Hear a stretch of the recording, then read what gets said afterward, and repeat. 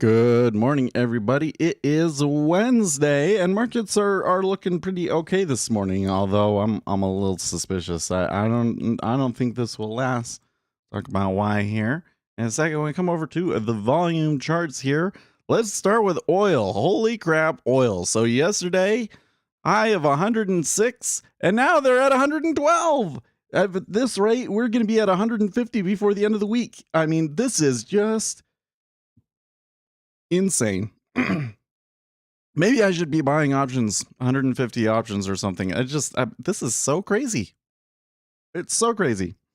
Well, anyways, S&P 500 struggled quite a bit yesterday as tensions in Ukraine continued to be hot, and overnight session actually a fairly tight range, but they're a little bit better. Okay. Now the treasuries were just bonkers yesterday.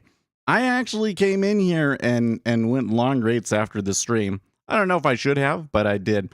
I took it off at the end of the session. I was like, well, this would be a great time to try and swing it, but I don't think I want to deal with the overnight volatility. I could have gotten away with it though. Could have gotten away with it, but you know what? It doesn't matter because I am really concerned about what's next. So natural gas here is it's rising, but it's still within acceptable levels.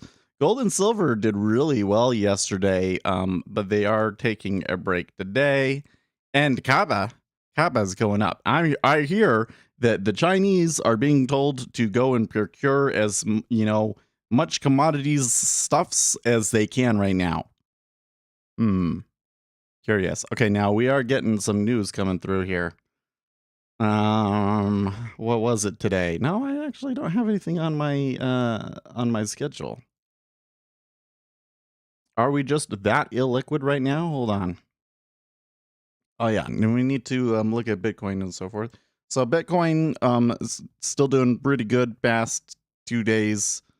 Just kind of up where these levels were. Just remember how quickly we fell down here. That could happen again. We'll see. This is still very much the Russia will try to avoid sanctions using Bitcoin trade. So we'll see. And the dollar actually a little bit higher now at 97.6. So the thing that I'm seeing here today is that there appears to be some risk on sentiment off of the negotiations that are currently ongoing. So they had negotiations Monday, and then they said that they would come back on Wednesday. And this is what we saw at the beginning of the week too, isn't it? Right? There was okay, maybe Russia wants an out, maybe they actually want a deal, and then after negotiations ended, the Russians escalated. I think you're probably going to see the same thing today. It doesn't sound to me like the Russians are going to give them anything. I don't know if these talks are really productive at all anyways. And when the negotiations are over and Russia starts shelling Kiev, I don't think the market is going to be too happy about it. So I'm a little concerned about that. Now here in the treasuries, we got some big orders coming out here. One big one at 128.000, and another one at 31. If we break some technical levels, then big sellers coming in. So one of the things that you're gonna see in this situation is that a lot of really big guys just got stopped out, and probably a lot of big market makers are kind of out of the market. So I would be really particularly weary about any kind of how do I say any kind of setup where you're saying this level is going to hold or not going to hold, and then something's going to happen, right? Because just about any level that you throw out there is probably going to get busted. I would be surprised if we don't trade through this 128 even right here, for instance, in the 10-year. Like, they're probably going to go through it.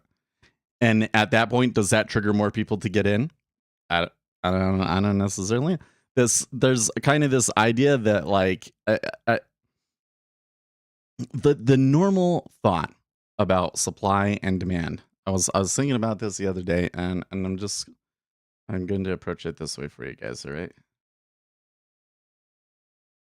the normal idea about supply and demand is that you have a graph like this, and this is like as supply grows, demand decreases, and there's this equilibrium point in the middle, right?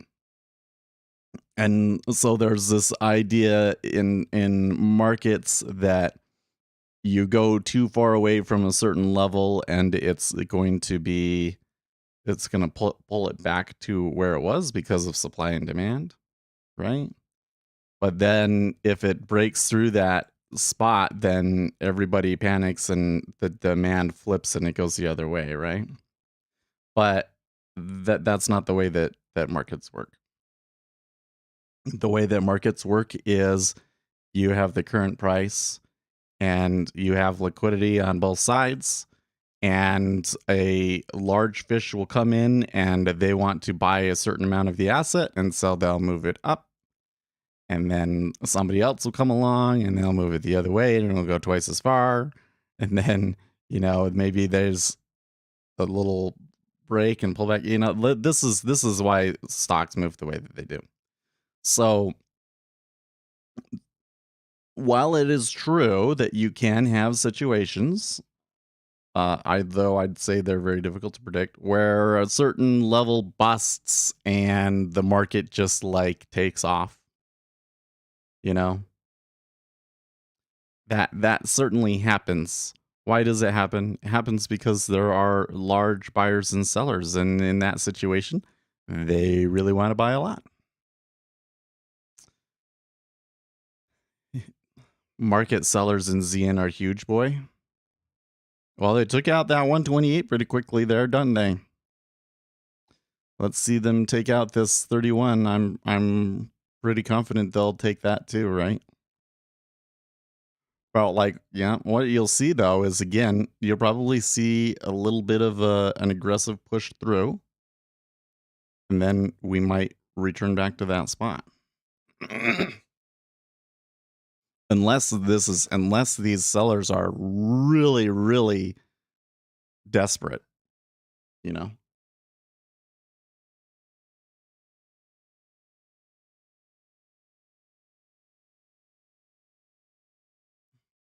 But something, I haven't turned on my financial juice here yet. I should probably do that, right? Oh, Fed's Powell is he already speaking? Wait, I thought that he doesn't speak until 8 a.m. Yeah, that is correct. So then, did we like already get his opening testimony? Fed's Powell, Fed expects inflation to diminish this year. Fed is attentive to the risks of higher inflation. Blah blah blah.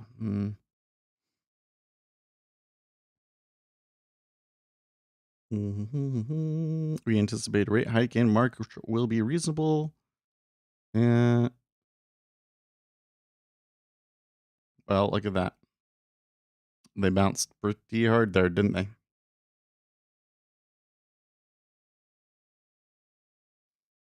But this is exactly what I'm talking about, dude. You're gonna have a really massive hole right here.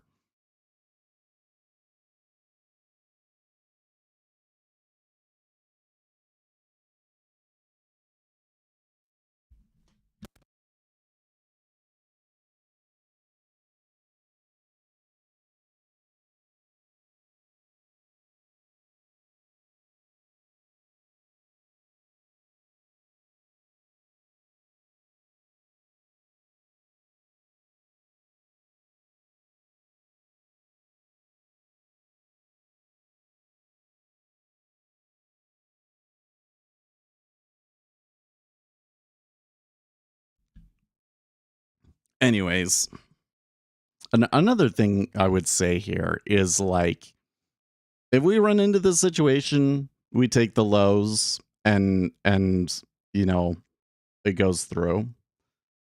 I don't think that it was ever conditional. There's a large seller coming through, and the amount of contracts that they need to sell is more than enough to push things through.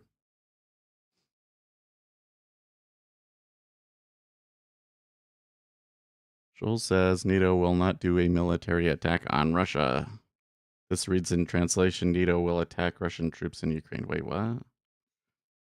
Taleb has been awfully chatty during this whole Ukraine crisis, but I mean that's kind of his part of the world. So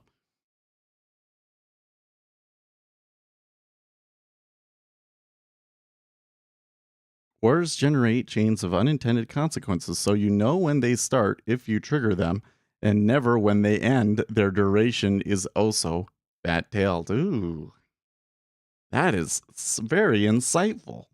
Very insightful. Russia's economy is no longer the same size as Spain's. It will soon be the same size of Portugal's. Yeah. He really hates the Russians. I think that's what that comes down to. Jeffrey Gunlight, if you can find a single thing the speech tonight shed light upon, please let me. Jeffrey. Oh, man.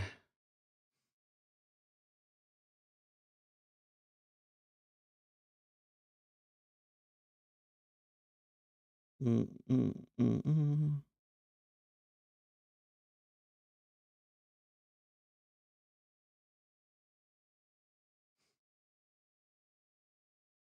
Well, look at that, man. That not only did they bounce on those big orders, but they are right there at the top of that range, 030. But I don't know. The market is kind of it's moving around like it thinks that there's news. I don't think that there actually is. I think that this is just moving on very low liquidity. But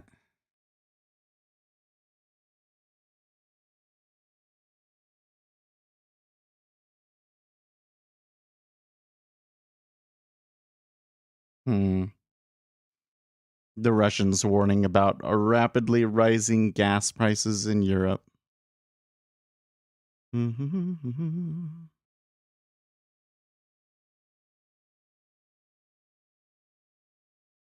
Let's see here.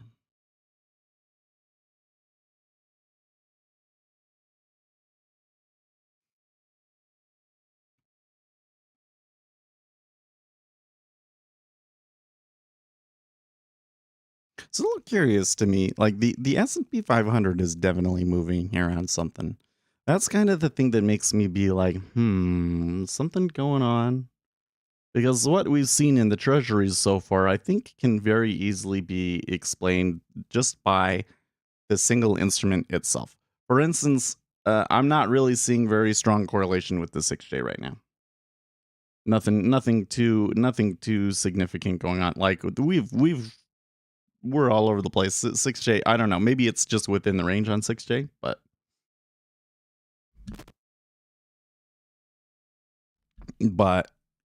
I was able to explain and or predict what was going to go down there at the bottom almost exactly, right?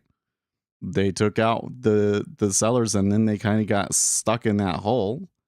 And I think that what we see now is a meta order coming the other way. Or it may have been that move down completed the sell meta order, and this is the post meta order impact. That may also be what's going on. 030 is kind of a good spot for it to come back to in the profile for that.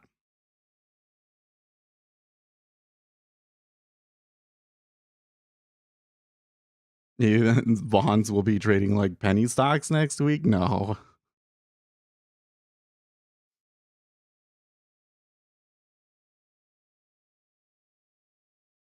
It's I don't think that the liquidity will get much worse than this, but and what you're seeing right now is not really that different from what happened yesterday. It's just you probably remember when it thickened up a little bit and they were like 1500s, right? Well, given the kind of move that we're having here and the inverse sine law, we could very well see new highs here. It would not be surprising to see new highs get, you know, a little bit of excitement there on the new highs and then reverse back to O2, for instance. Unless there is a more significant meta order buy in this situation, I have a hard time sorting out what would be the cause of that. See, here this morning again, the one thing that I know is that the market overnight seems to be somewhat hopeful because there are negotiations currently ongoing, but I expect the negotiations to be fruitless.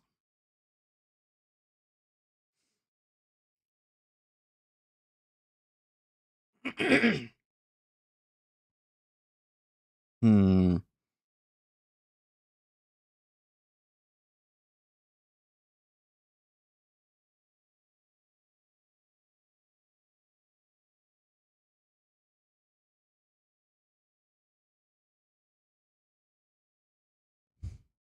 Well, they backed off there pretty quickly. That might not be a significant thing though.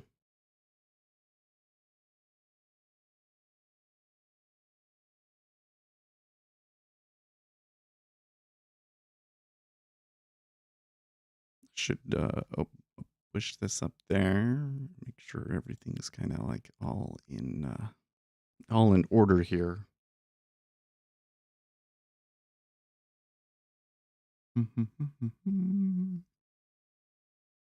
So, by the way, did you did you guys see the the Statement of the Union address last night?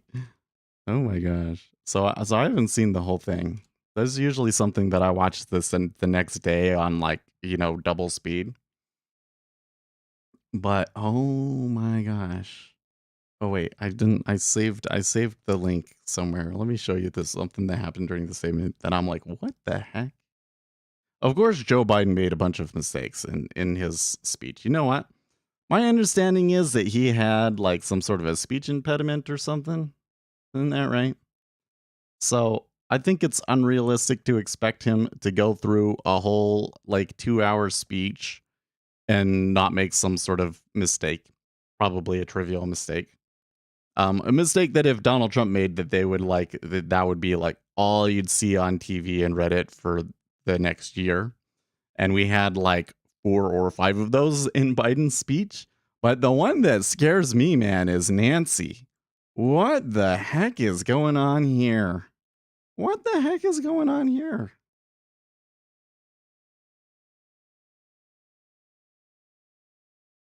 Look at her. What is she doing? I'll turn the volume up. What? Did you see this? Look at what is she's like she's excited. She's excited. She stands up. Oh, ooh, look at her. What the hell? What the hell is she doing? You know what he's talking about? He's talking about soldiers breathing in toxic smoke from burn pits when they were in Iraq. And that's what the heck is that is so bizarre. That is, I mean, Nancy's done crazy things during the Statement of the Union address, but that is so bizarre. That is so weird. Also, it kind of looks to me like they pumped her up with like extra doses of Botox for this event. Man, I know. Although one thing that I did see was some polling suggesting that people that watched the Statement of the Union address were more hopeful. I think that that would generally be tend to be the case from a Statement of the Union address. I'm not really seeing all too much about it, and this is something that I continually see in regards to Joe Biden. On one hand, it seems like that the media just doesn't want to cover him. It's like he doesn't get us clicks, you know? But like that in and of itself, I think is kind of really telling about what goes on here is that when Joe Biden talks is just not very inspiring. And so what you see is he misses opportunity after opportunity to help his cratering favorability numbers, right? Like for instance, with the Ukraine crisis, right? once you come in and you do the sanctions, and of course you got to have like shock and awe sanctions there to get everybody all impressed, which I don't think that he did. And the media kind of pushed him on it, and it was a little weird. But that's like one of the best bully pulpit opportunities that you're ever gonna get. And what did he do with it? Do you hear anybody talking about it? Is they're like excerpts from that speech being played over and over again, and it's not happening, right? So here he had the best opportunity that you could get, and he didn't do anything with it. So his favorability, even on the Ukraine issue, has been pretty poor. I bet that it will probably improve a little bit, but probably not measurable. What I'm seeing right now is that if there is a change in Democrats' fortunes between now and November, it's not going to come from something Joe Biden did. I don't think that he is capable of making that big splash, game changing speech, statement, policy, whatever that flips things around for Democrats. So that's kind of what I got out of the Statement of the Union speech. Not that it was like terrible or anything. It's just kind of. Oh, you know what? I forgot one thing that we got going on is we did have the. No, why did it decide to switch to my laptop there? We did have the non-farms. Non-farms was way better than expected. I see. So is that why we had? No, actually, it's a little weird.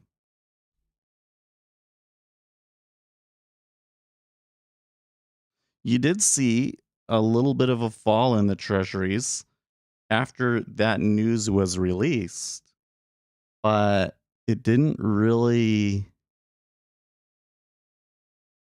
Well, and it says 617, but didn't really do anything. Then there was a spike at 630, but I don't have any news on my chart at that time. You know what? We should probably go and do. We should probably go and do share vision. We forgot to do that. Go live. I hate that I have to change the thumbnail every freaking time. Wonder if there's a setting for that I'm just missing or something.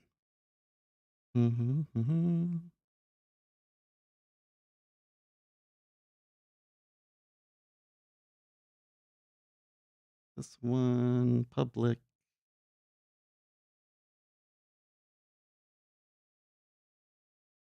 Right, stream.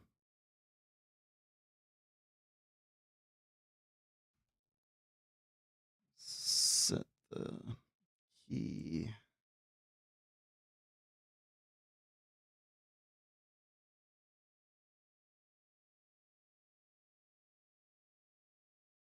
There we go. We'll start streaming. We can get people on ShareVision. I'll give you guys the link here too if you want to watch on ShareVision. We usually get about 7 viewers or so. Seems like viewership is a little bit light today.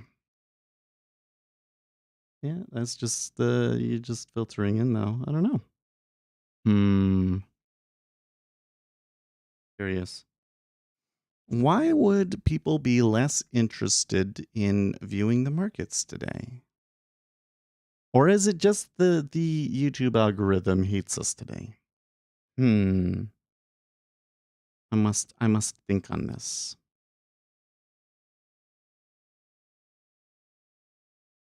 Whoa. Whoa, whoa, whoa, whoa, whoa. What was that? Okay, well, Forex Live just posted the full text of the testimony from Fed's Powell. I don't know if that was it.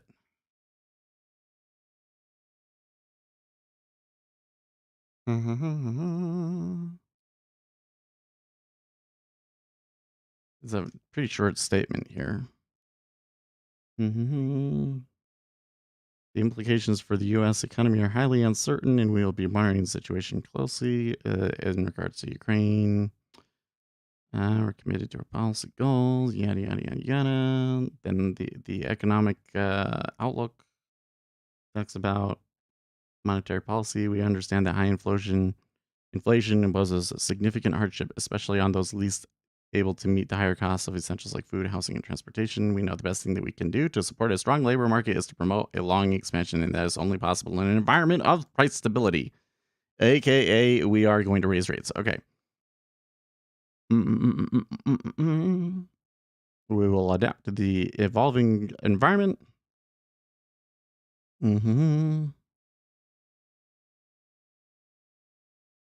Yeah, the near-term effects of the U.S. economy on the invasion of Ukraine, the ongoing war, the sanctions, and the events to come remain highly uncertain. Making appropriate monetary policy in this environment requires a recognition that the economy evolves in unexpected ways. We will need to be nimble.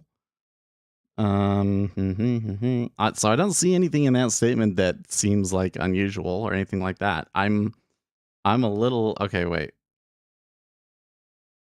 All Abundant retweets. Okay.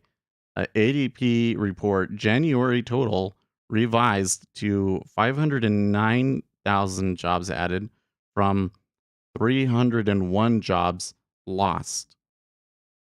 The 800,000 correction in January, what? From the ADP report?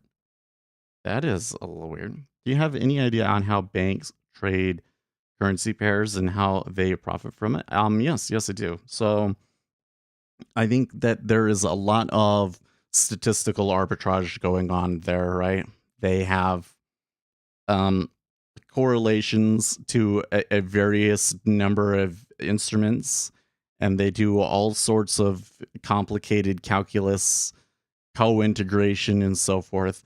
And it gets really complicated because first of all, the math involved in finding out whether something is correlated or co-integrated in the first place is kind of difficult, and there's all sorts of um, interesting tests that you can do, like Dickey Fuller is a good one for co-integration. Um, but then, in addition to that, there's still like fat tails, so you also have to be able to deal with those. But and you're probably not going to go that far unless you're going to write an automated trading robot, right? But you should just realize that a lot of what is going on in the interim is just statistical arbitrage, right? How the F do you miss 800,000 effing jobs? I know. Well, what is going on with ADP?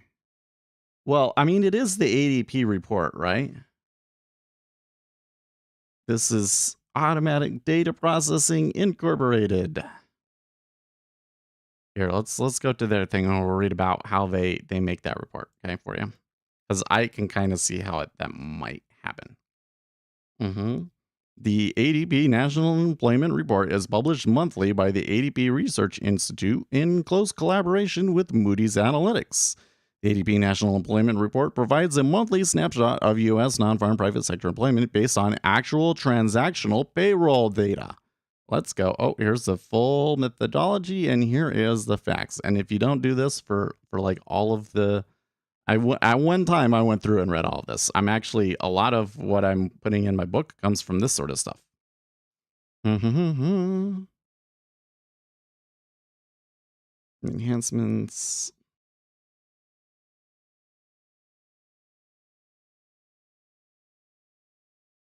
No. Okay. Maybe this one. Introduction. Given ADP's payroll database, which includes about 1/5 of U.S. private payroll employment, it is possible for us to estimate the employment change in the U.S. prior to the release of the by the BLS employment report. That the way that there's a grammatical mistake there. Okay. To this end, we have developed a methodology for predicting U.S. private sector employment and publish it in the ADP National Employment Report 2 days before the release of the CES report, except for that it's not that effect. So that is interesting that they have that at the top of their methodology, because I understood that was the kind of like what they're trying to do, but like it's not that predictive of what's going to happen. We've seen really wide divergences between those. The data processing involves many steps, including the removal of outliers, aggregating records by industry and company size, the creation of match pairs, seasonal adjustment, and adjustments to match the industry and size distributions of the official employment data. Much of the data processing used in preparing the NER mimics the methodology used by the BLS. Okay, so essentially what it's saying is they take their employment report data that they have from their company, and then they split it out by industry and then try and size it up to the whole economy. So they're sampling 1/5 of the companies out there and trying to use that to predict what the overall employment report is going to be. But that in and of itself kind of reveals where they can vary wildly, right? Because the companies that are using a payroll company like that and the companies that don't use a payroll company like that are going to be very different types of companies. And so you're going to miss an important section of the economy, right? Probably more likely to miss the small guys in particular.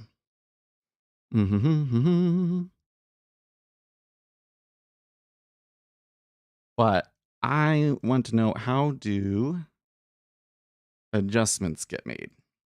Control F, adjustments. Wait,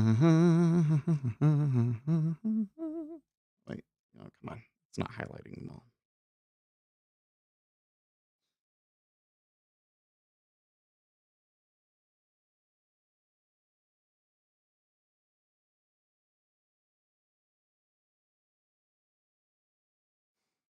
Complicating this process is the fact that in some months there are 5 weeks rather than 4 between the survey weeks used by the BLS. The Bureau employs an adjustment to account for the longer period.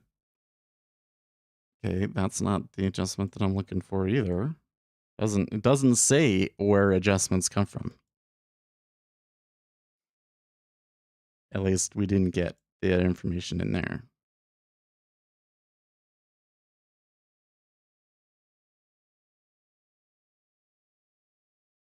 Okay, so Feds Evans is speaking at the moment. Treasuries flipped right back across that range pretty quickly. So far, I think that we've done a pretty good job of calling it.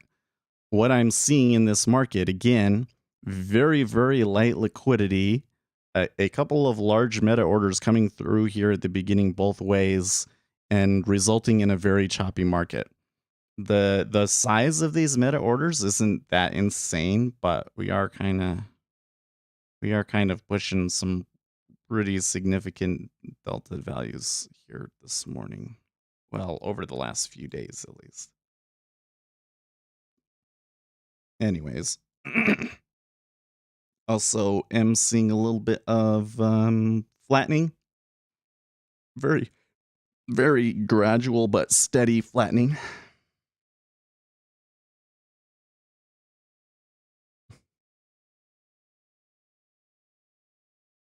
If you have to revise 800,000 effing jobs, your predictions are garbage. Well, I wonder if their revisions aren't being affected by the Federal Reserve's revisions, right? Because not the Federal Reserve's, the BLS's revisions, because they made some pretty significant revisions to some of these job reports too, didn't they?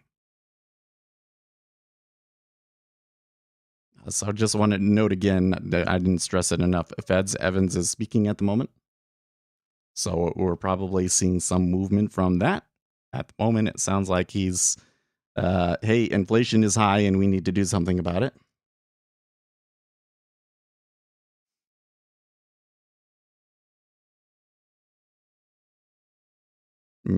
Message from the Ukrainian tax office. Have you captured a Russian tank? I need to do the voice right. Hold on, the news squawk is talking. Have you captured a Russian tank or armored personal carrier and are worried about how to declare it? Keep calm and continue to defend the motherland. There is no need to declare them as income. This is from Interfax, Ukraine. No need to declare captured Russian tanks on your taxes. Guys, that's it. That was the one thing that was stopping me. Let's all go get our tanks. Because I hear that they're just sitting out there. They leave them empty. They have all their gear in them, but they just abandon them, and who knows where. In fact, they've done this with like missile launchers that have thermobaric weapons on them, and they just leave it there. What? Dude, if I was a soldier, I don't think I would cut it in the army. Do you think I could cut it in the army? I'm told that being small is actually a bit of an advantage, because a lot of the army is, navigating through terrain and so forth. And when you're a big, heavy guy, it's a little bit harder to do that than if you're a wiry, scrawny guy. But I digress. I don't think I would make it in the army. But if I was, and they put me in charge of a thermobaric weapon, and it would not matter if I was a Russian or anything else, okay? I ain't trusting that thermobaric weapon with anybody else. Mm-mm. Mm-mm. Like, if I thought that my government was wrong, maybe I would defect. Maybe I would give not that I would. It would have to be way more than if I think my government was wrong. But I think that the situation in Russia, that would be a situation where, hey, maybe you want to defect, right? But I would defect. I wouldn't just like abandon the thermobaric. That is crazy. Just give any crazy person could just start launching these things. No. Uzi says you would, especially by today's. Maybe you're right. Well, they wouldn't allow me to join the armed forces if I applied today, because I have a gastrointestinal issue, and that disqualifies you from service. Maybe if there was a draft, they would waive those requirements. I think that I do fairly well if I have my medication, but well, as I'm watching this, I'm kind of wondering. I do have an extra contract here on my CTA strategy, and things worked really well for my CTA strategy overnight. In fact, I really should have held some of those contracts and let it come back down a little bit further, but I was mostly just trying to get my average position up, a little bit higher. But now I'm wondering if we can't pull something off from this range. Of course, we have this risk that if we get filled at 128, that it's the same thing again where they flush through. But even back when I was in, it was significantly less difficult than I thought it'd be. I was a fat body when I joined solid 230. Whoa. Pounds? Really? Wow. Yeah, I'm like in the 160, 170 range. I can't imagine being 230 pounds. I don't think that my frame would support that. Like, even if I got fat, I don't think that I would get that heavy. And in fact, if I got fat, I might weigh less than I weigh now.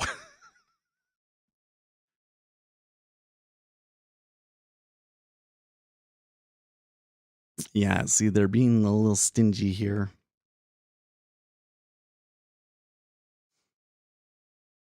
I think I can still get it, though. I can still get it, though. It's funny because you carry 230 very well. That's interesting. Yeah, I don't know, man. I have a thin frame. You're just, I am not short. Usually when you get a guy that's really tiny, right? They're short and all of these other things. I'm average height.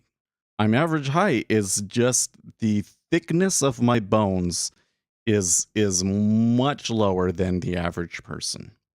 That may be like, I don't want to say genetic so much as but it is like, it's probably related somewhat to taking Adderall as a child. I'm 5'9". Something like that. 5'9.5". I think it's a little bit less than 5'9", but I don't recall. the exact measurements, but I'm average height. I'm very much average height. But that's the thing is like I'm average height, but like the diameter of my wrist is probably like, 5% range or something. It's really small. You can put your hand around it like that, right? And I have long, delicate fingers. This is why everybody says that, I look like Mr. Burns. Excellent. And I weigh 160. But when I came home off of my mission, I think I was 130, if I recall correctly. I was with salad fingers. That video is so freaking weird. I had some friends that thought that salad fingers was the greatest thing in the world, and I didn't get it. It was just too weird for me. I never really looked at it before. I can't wrap my own wrist with my fingers. Yeah, because this is unnatural. It's weird. Like women can do that to me. That's unusual. That's where I have a problem. You'd think, oh, your average height shouldn't be a problem, but the way the girls to see how thin you are, it's not as attractive, I think.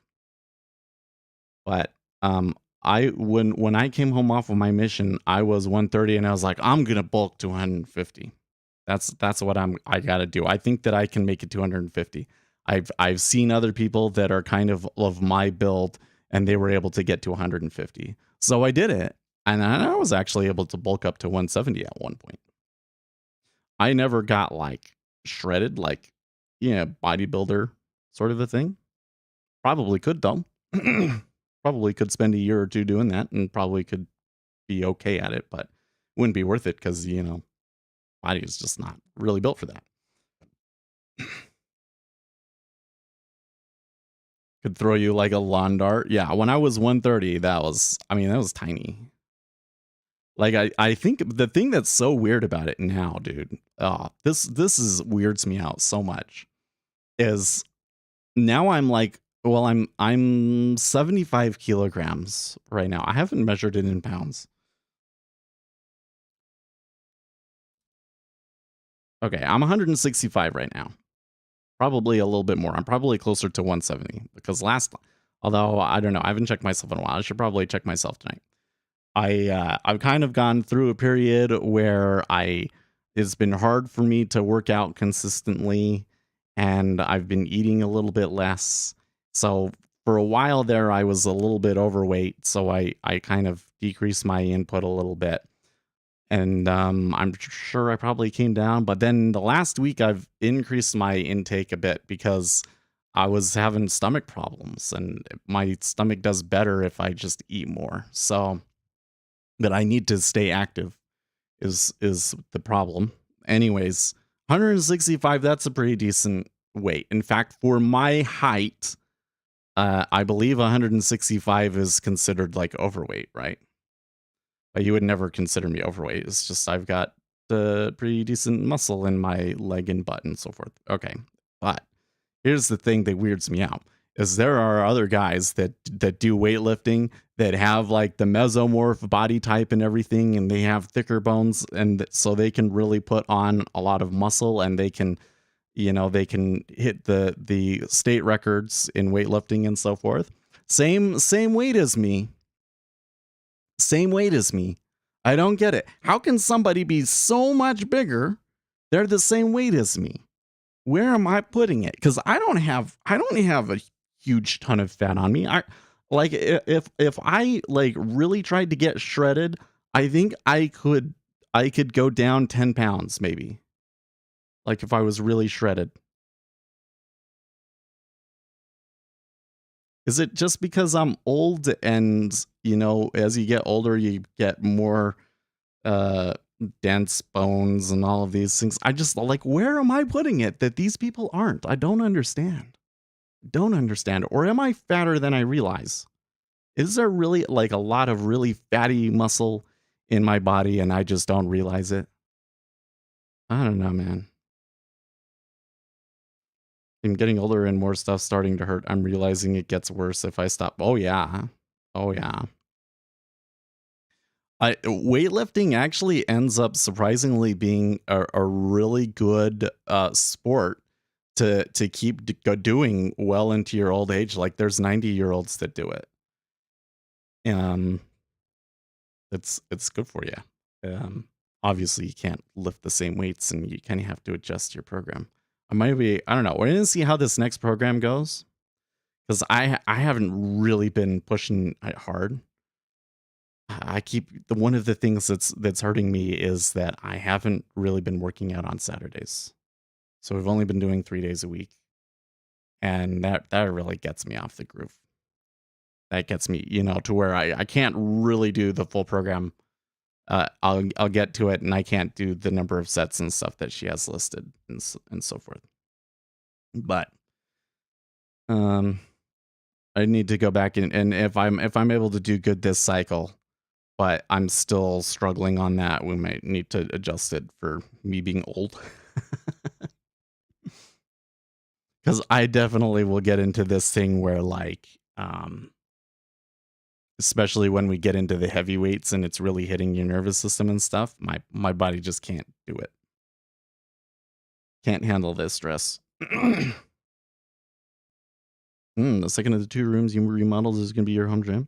It's going to be inside. Oh, you're so lucky, dude. I have like a what do you call it? Like one of those kind of construction site style propane heaters. It's like the big long tube that shoots fire out of it to heat up the garage. That's what I use. And then I just crack the door open a little bit. I don't know how much air I really need to let in to use that sort of a thing. But I didn't on Monday. I didn't even use the heater. It was really nice on Monday. 4-bedroom house with only 2 people in it. I really wonder what I'm going to do with my house when I get older. Are you? Hey, good. How are you, Sagar? Gorgia? I'm not sure I've heard that name before. Anyways. No, you know what though? Like the cold is one thing. I actually think cold is worse. Everybody, a lot of people in Utah say, "Oh, I much prefer the cold because I can put as much stuff on." Okay, go try fighting a war in the winter and try fighting a war in the summer, and tell me how that goes. But I think when I'm working out, man, the summer I think gets worse. I've got that heater. The heater is pretty well contained it. I wish I had a better heater. I wish that my garage was better weatherproofed. Did I say it correctly? Very good. You know what though? These days, I've starting to get more and more people visiting the stream outside of your traditional Western countries. So is that like the correct way of putting it? You get people from India. I have a few people. We actually do have people that visit this stream that are from Ukraine. Of course, we do have people like there's a couple of them from Germany. I've always liked the cold. I could lift 30 degrees in shorts and a t-shirt. Once it gets below 32, once it gets below freezing, I'm like, nope. But I think I dealt with it well. I got the heater fixes things. But in the summer, man, I can't deal with that, man. I have a fan on me and everything. Not the best fans. I really need to get a different fan. One that I don't know. The one that I have, it had problems. I had to get rid of it. You worked a lot of years in a freezer though. Oh. Anyways, I need to get like a swamp cooler sort of a thing for my garage gym or something. Okay, you're from India? Oh, okay.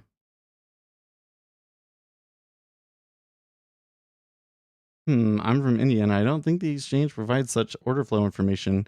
Most they provide is a snapshot of the top 5 bids and the top 5 asks. Oh, that's interesting. Well, the thing that's really interesting about, the depth of market, I think that when you start out, I think that people just starting out kind of misunderstand the utility of the limit order book. They think that the whole point of it is to see, okay, there's a big order down here, and there's a big order down here, and there's a big order up here. So that might mean something about what might happen if we go to those prices. And that might mean something about whether or not we're more likely to move up or move down. I think that you may actually be able to make some of those calls, but it's like through some sort of hidden Markov model machine learning sort of a situation. You're probably not going to do that yourself. But where it's useful is you want to look at how much was there, how much traded. That's what you want to look at. So that you can decipher when they are absorbing an unusual amount of contracts or buying an unusual amount of contracts. So there may be other ways for you to um, discern what that information is um, to some extent.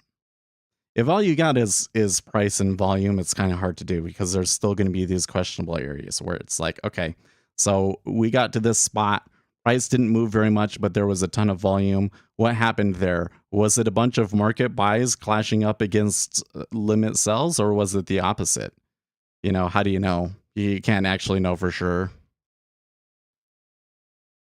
But that's really why we want the level 2, is that I have to be able to look at what the level 2 was at the time and to determine whether individual orders were market buys or market sell orders. That's really what it's about.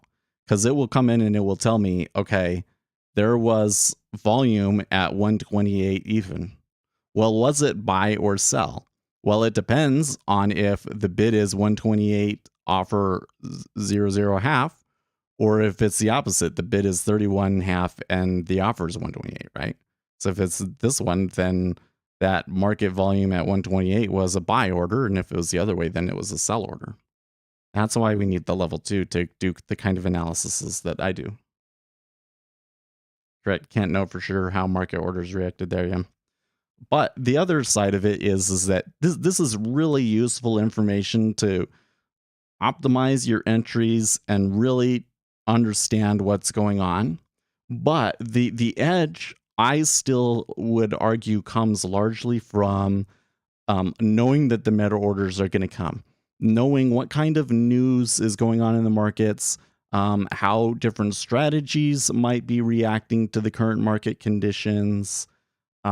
Is there stuff that they do at the beginning of the month, end of the month? All of this stuff that goes into predicting large meta orders that we talk about in the inelastic markets hypothesis video that I put out last week. That's where the real edge comes from. And so even though I don't think that you'll be able to trade quite as efficiently as if you have the full level 2 data, you can still have an edge, and you can still make money from trading, right?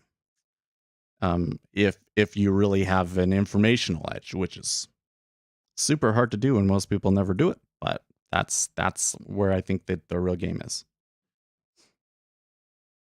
That didn't sound good, but I'm just going to ignore that. Somebody probably just dropped a cup.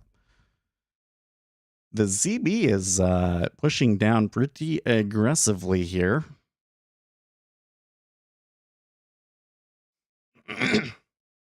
The ZB is pushing down pretty aggressively, so that means that we're getting a little bit of steepening here again. By the way, I did hear that the Russian delegation. Oh, okay. Russian delegation is on the way to a location for talks with the Ukrainian side. That's what the headline was. That's probably a nothing burger headline, but market might be reacting to it because, again, the thing that I'm seeing today is optimism on talks. Optimism that is likely to fade later, but we'll see. We'll see. Maybe I'm dead wrong on that one. Maybe Russia really wants an out and they broker a peace deal today somehow. Would happen. Meanwhile, let's just take a quick look over here just before the S&P 500 opens. You guys should remind me to do this because, now is an important time to look at this sort of stuff. So treasuries, we had quite a bit of back and forth. It's been a choppy range across the range that we've had so far, but it is overall tilted to the downside, as is pretty much all of the overnight action. Oil is off of its best levels by about $2.50, which on a normal day would be like a really big move back, but on recent oil action is just kind of a tiny little pullback. But oil is looking a little cray-cray. Copper slightly off its best levels, so it looks like you're getting the post meta order impact right there in copper right now, probably because I think that the Chinese are the drivers of the up move in copper, and they are probably closing down. Gold hasn't done much of anything here since we've started, but it is down for the day. Bitcoin maybe pushing down just a tiny bit here in this action. The dollar index still about where it was there, although there has been some swings, but they're not as significant as the larger overnight action here in the dollar. And of course, the S&P 500, we've had a couple of swings here since 6:30 and since the ADP news. It looks like we're going to open somewhere around 43.20.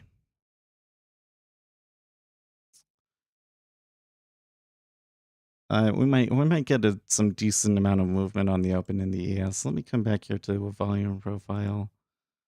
I don't know. So we're very much within yesterday's range where we're opening up at. So we're gonna have to watch that. I'm gonna be paying particular attention to that S&P 500 open. If it's kind of a lackluster open, we may end up with a quieter day today. Could end up with that. Now let's see here. What do we got? Do we got anything interesting on stocks? Ford is up 3.7%, will split its electric vehicle and ICE businesses, expects move will streamline EV business and maximize profits. Most of these other tickers I don't know. Oh, SoFi is up 16%. Quarter four losses were shallower than feared.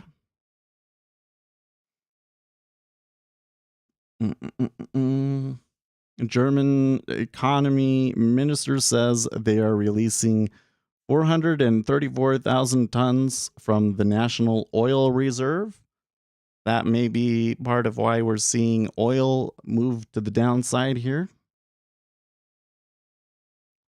Fed's Evans is still speaking. It's probably responsible for some of the little moves that we've had here, but I don't expect anything too big to happen from his speech. What I'm starting to see here in the treasuries is that the Federal Reserve have not really adjusted their outlook and strategy at all because they're trying to remain flexible. So they're probably going to increase rates in March, and then we can see what happens for the next rate increase after that. But that kind of means that the treasuries are going to be much more dominated by kind of this global risk trade and, all of the chaos that happened yesterday and the reasons for that chaos, where there's concerns about knockoff effects and people having trouble finding liquidity and so forth.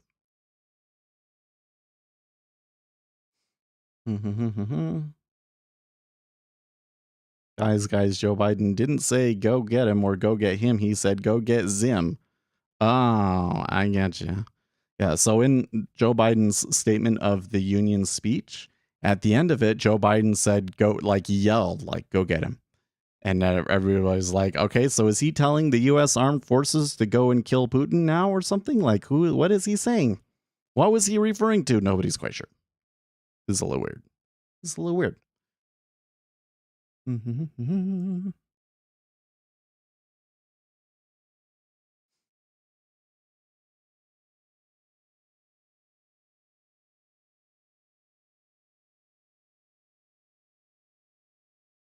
Checking Twitter here for any kind of interesting information. No, I don't think so. I think we're good there. So that's where we're at. Looks like we picked up a number of people here going into the S&P 500. So really what happened was you guys were all late to trading today. Did you sleep in? I kind of wanted to sleep in today. You know what's been happening to me? The dog, we got the puppy, right? I'm sure that they'll probably hand me the puppy here at some point when she goes to take the kids to school. But I think that the puppy likes my wife more than me. Yep, I think the puppy likes my wife more than me, guys. Um, he has this little spot. It's like under the coffee table where we put the blankets. He has this little spot where he likes to lay down. And if I want to watch television and I want him to sit on my lap, he doesn't want to do it. He'll do it, but he'll snuggle with my wife. I gave him to her because she'll get him to fall asleep and then put him in the kennel. Because if you just put him in the kennel, he'll kind of start crying. But then she'll just sleep with him and snuggle with him all night. The dog will gravitate to the one who is home less. Well, first of all, why? Second of all, I'm not sure if I'm homeless or not. I think I think that my wife probably is homeless because she goes and takes the kids places, whereas I'm just here the whole time.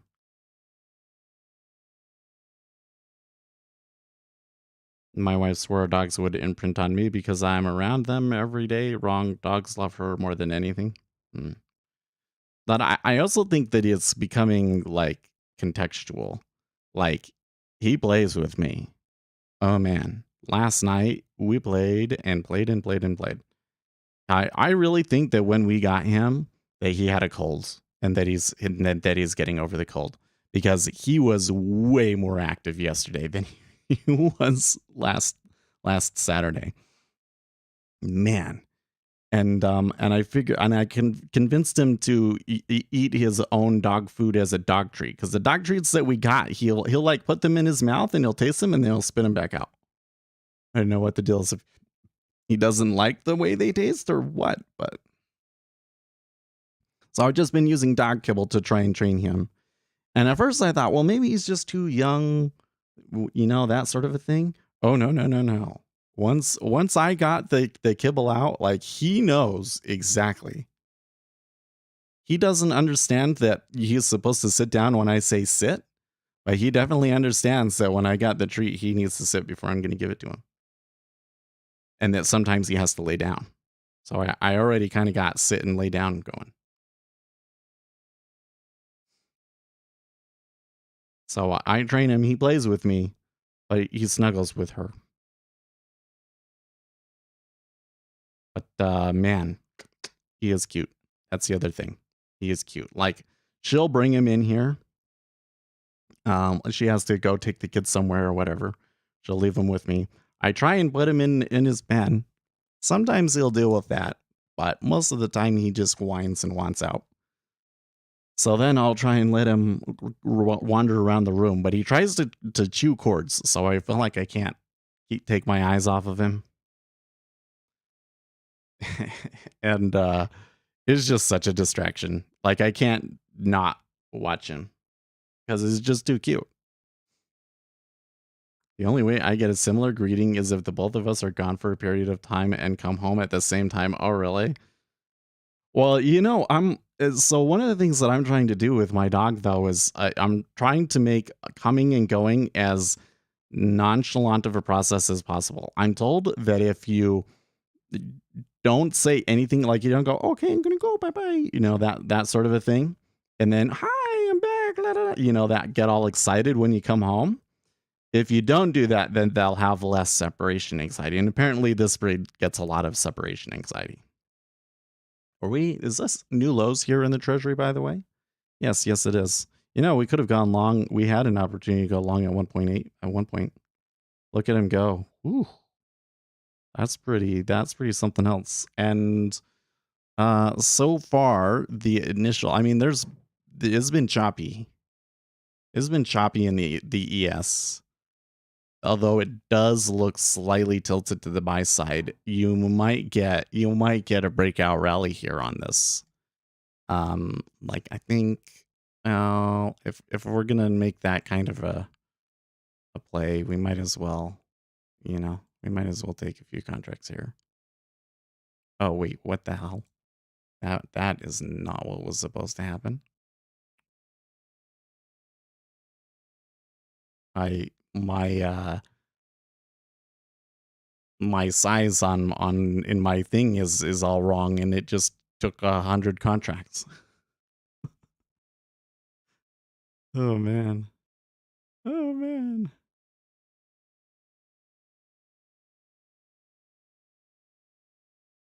Yeah, here, let's do it this way. We'll do 95. Sell 95 contracts. Okay.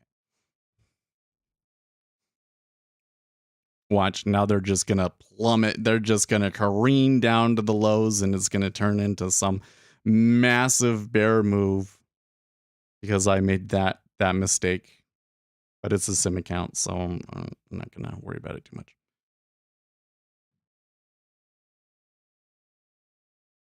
More concerned over here by should I have taken along in the micro treasuries, because even though I do think that there's a good chance that this optimism over talks wanes and we run into another panic day, it does there is some signs that treasuries at the very least already reached their highs for this cycle.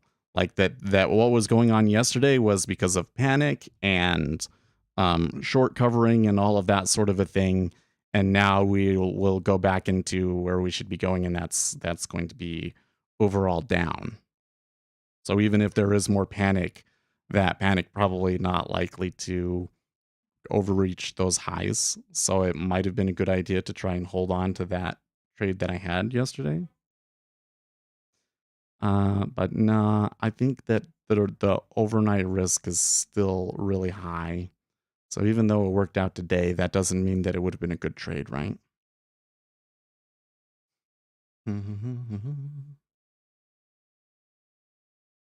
This is so funny that I can't even get the 1 point there now that I've put it out there.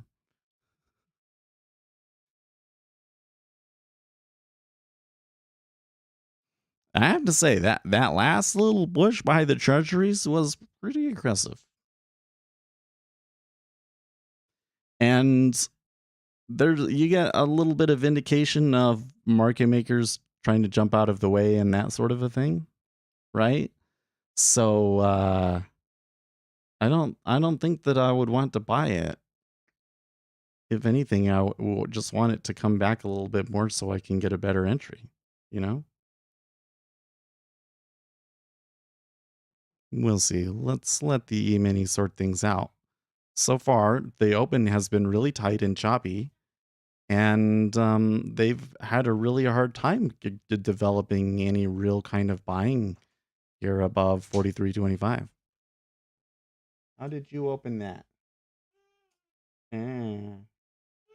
Yeah, I'm working. Look, do you see I'm working? But the toddler knows how to open doors now.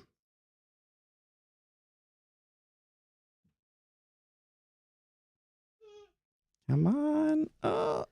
Almost. Okay. It did it. I don't think that I would have realistically gotten filled on 95 contracts there, of course, but in fact, let's flatten the rest of this because I just really don't want that to show up on my stats. Is really what that's about. Okay, maybe I'll take 3 there at 25. Let's lock this.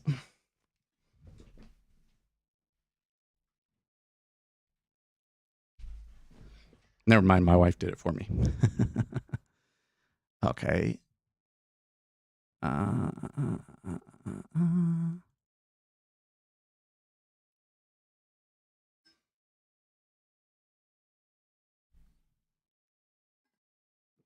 Okay, that's a little bit better. That's the more the position that I wanted to have. 3 contracts long at 43.25.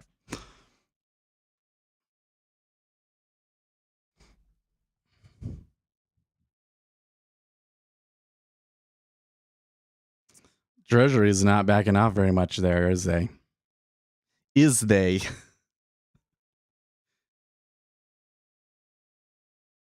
Yeah, this really might break out. You think it could?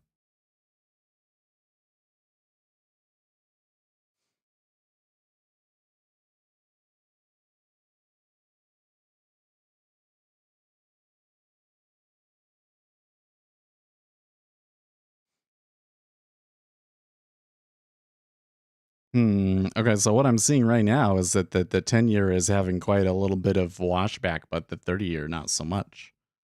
And that's kind of affecting our yield here in the on the run 10-year.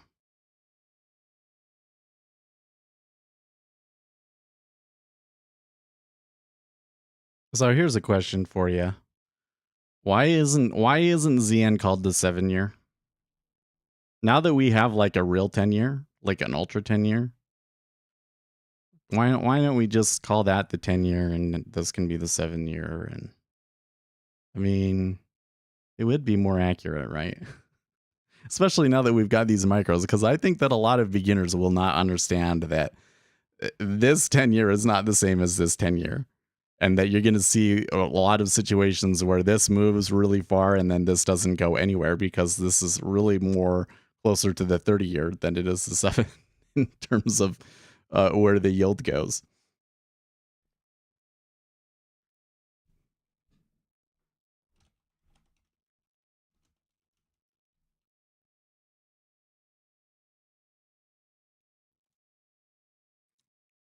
Oh, there you go. There's your breakout right there. Get it, get it, get it. And take one off right there. Thank you.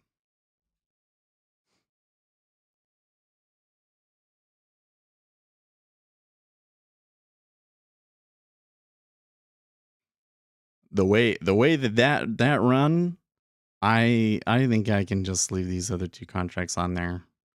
Probably take one off. Okay, I don't like that sort of a thing, but that's probably just that might have been somebody taking profits. Large meta order coming back the other way. Let's see if they overcome that. That's just going to create that whole area now around 43.35 is just like a big mess now, right? But I think I would like to see something where like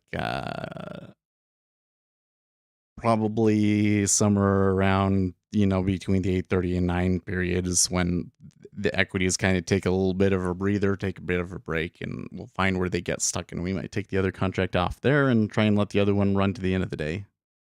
Or at least until the Ukrainian negotiations end and they start trying to trade off of something else. Yields did come back here a little bit in the 10-year, but not by much. We got A1 half at one point.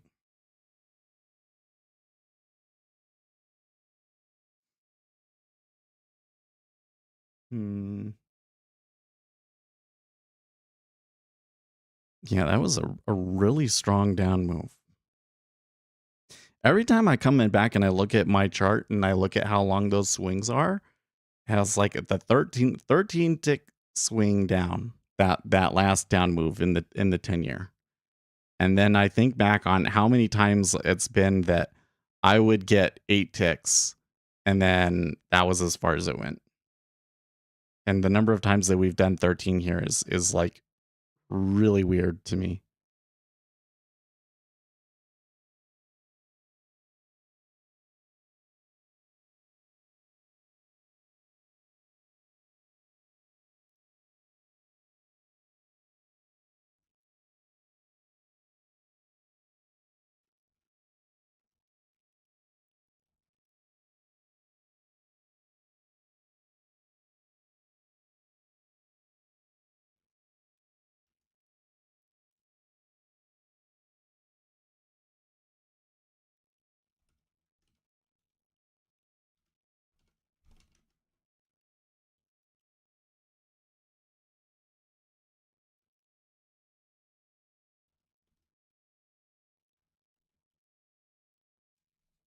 What's going on over here in interest rates?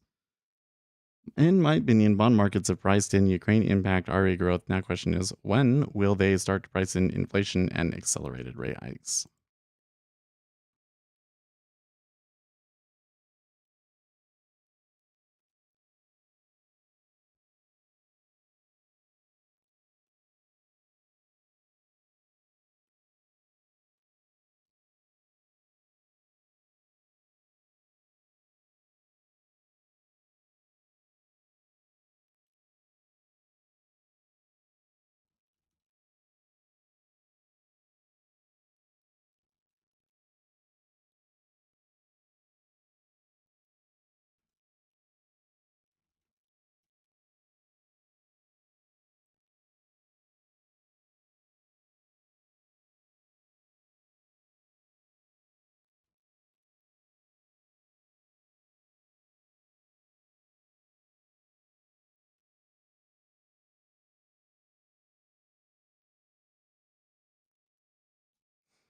When is Little P speaking? What do you mean by that? Who is Little P?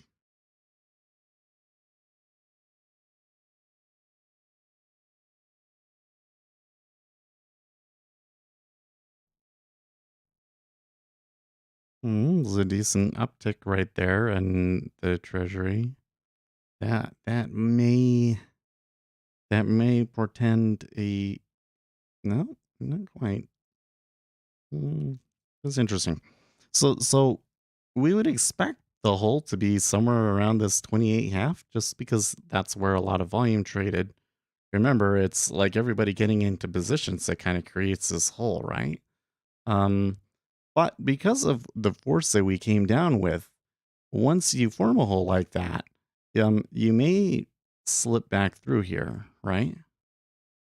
But they're not doing that so far. Instead, it just looks like to me that the hole is really big. Like that all of these prices right here are kind of like market makers aren't really willing to put out very much liquidity. Oh, when is Powell speaking? That's a good question. He starts speaking at the top of the hour, although we already have his opening remarks. So, yeah. What you buying? Nice. I did take a long in ES that seems to be going pretty well. You know what I did is I went in and I took an order, right? And it accidentally ended up being 100 lots on sim. So like, and then I waited forever to try and get like 1 point out of it. It eventually did give it to me. Uh but it was a little concerning there for a bit. And then I closed that and took took 3 contracts long here. I had to average into it because I wasn't quite giving me the price that I wanted, but I was able to work it out. So now, and then I took 1 contract off. I think I'll try and let these 2 ride here for a little bit because we are getting what appears to be a pretty strong rally come in here, right? And as this rally comes in, you see the bonds get pressured again. So are his remarks confusing because they seem confused in the market? Well, his opening remarks seem pretty um what is alligator saying here? I think he misspelled something. Anyways, I think that his opening remarks are pretty standard. Well, we'll see what kind of questions Congress asks him. That's where I think, I don't know if we've had a really aggressive move here in the treasuries. Okay. I wouldn't, if I was the shorts in the treasury, I think I would be reaching for 1.83 to try and reach that before Powell speaks and then maybe get out. But um then we see what he does. Once he starts speaking though, this might be a difficult market to trade. Because what you're going to get is overall risk on sentiment, but low liquidity and lots of little sweeps both ways in the treasuries. So Probably the better trade is to just stay long the ES right now, right? Maybe take some profits before the top of the hour. We don't have any news at the top of the hour, do we? Oh, we have the Bank of Canada rate decision. Oi, okay.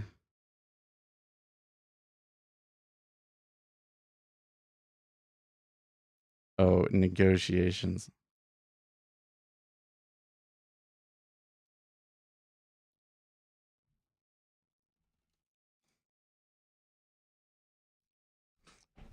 I thought Alligator said negotiations are only a masquerade, but he shortened it to negos, and I'm like, what? What is that? What are you saying? What are you saying, Allie? I was very confused. Man, them rates pushing hard. Look, it's almost there to 8.3. Not quite. I think they get it. I think they get it before Powell speaks. Come on. We need to cheerlead something. Let's go. Let's go.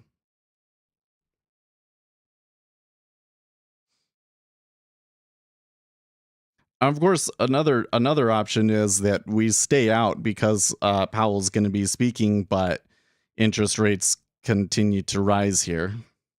It's also a possibility.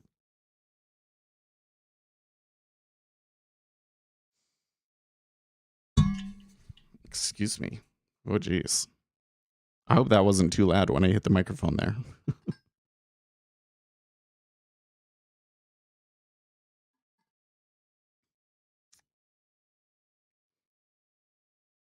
By the way, just a reminder for you guys, I am dual streaming this on YouTube and ShareVision.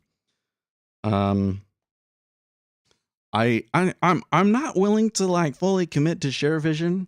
I have to say, I could probably turn around and say we're just only going to stream on ShareVision, and if you get 30 people on ShareVision, like here's the thing, I'm realizing with ShareVision, ShareVision is a very small pond right now, but like they've got venture capital backing, like they got money, and they've got big partners, like they got Bloomberg and guys like that to stream on the service. So like I think it's a legit service. I don't think that the streaming on YouTube really makes that big of a difference for me anymore. It used to. They changed that last year, so we could stream to ShareVision, just only ShareVision, and try and get above the 30 people, and then use all of that money to take bigger bets. Is what I would want to do, but for now, I think it's more fun to just see how many people we can organically get through ShareVision. So if you're watching there, and it is 11 people, it's a new high. We appreciate you watching. Make sure you follow the channel, and that will help us grow over there on that platform. And maybe if we start getting more people, we can justify investing more in that platform. Would be fun. It would be fun if ShareVision ended up being a successful platform and we were part of it. Although I'm a little skeptical. We'll see. It is a good streaming site. There is that. I don't know what they give you over YouTube or Twitch, but other than that it's financially focused, then you get all of you can look for specific whatever stock you're trading or whatever. So there's that, but still nifty little idea. So they're getting sucked back into that hole around 28.5 for sure. Although that push that they had was a little surprising. They didn't quite get the 1.83. They didn't quite get the 1.83, but I think pretty good chance they get it at some point today. I shouldn't say something like that because now they're not going to do it, huh? Now we've seen, because Seth said that, we've seen I jinxed it. We've seen the high of the day. I think we're probably not, though. I don't think the ES is done. So let's come back over here and try and sort out here with the S&P 500. So when we come over to our volume chart, you can kind of see that 4350 ended up being a key point of interest. So I tell you, when you're watching volume profiles, sometimes these volume profiles can be deceptive. For instance, this area right here that is like the point of control, that's where they closed. So that's why all of the volume was there, is because that's where the closing auction was. So that area is not so interesting to me.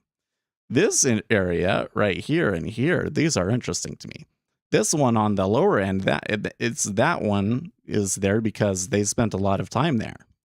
But this one, actually being bigger, and they didn't spend very much time there at all. And there was some dojis in that area. So that area is actually a little more interesting to me because that's not necessarily a liquidity hole. That is like there was a battle there, right? And you can see here the S&P 500 gets to that level, 4350, and they start backing off of it a little bit. Yeah. So there is at least some degree of resistance to that price. Now, why? Like when we get to that price, what ends up happening? So then we come over here, and the cumulative delta has flipped around quite extremely here. So that means that some sellers are coming into the market at around 4350. I think that that means if we do bust through that 4350, we could see some acceleration from the stops. Um, it also means that if we are seeing a buy meta order come through today, um, there could be further legs from it, right? So if this was coming back because the buyers just like exhausted and kind of died out, that wouldn't be one thing. But because we're seeing the really strong change in cumulative delta, that is almost equal to the whole move up here. Yeah. Now, one thing though is it might not necessarily be people going short. It may be profit taking, but either way, the sellers come in at 4350. Well, if it's the profit takers, then that means for us to get above 4350, we just have to have the large meta orders. Well, I don't think that that's what that was right there, because did you see that? That was crazy. Jeez. Okay, was there a piece of news there? We're not to the top of the hour. That is a kind of move that you tend to see off of a breaking headline. Yeah. I think it behooves me to take a contract off here just because of that. Let's just see what happens here, okay? Why are you being TA?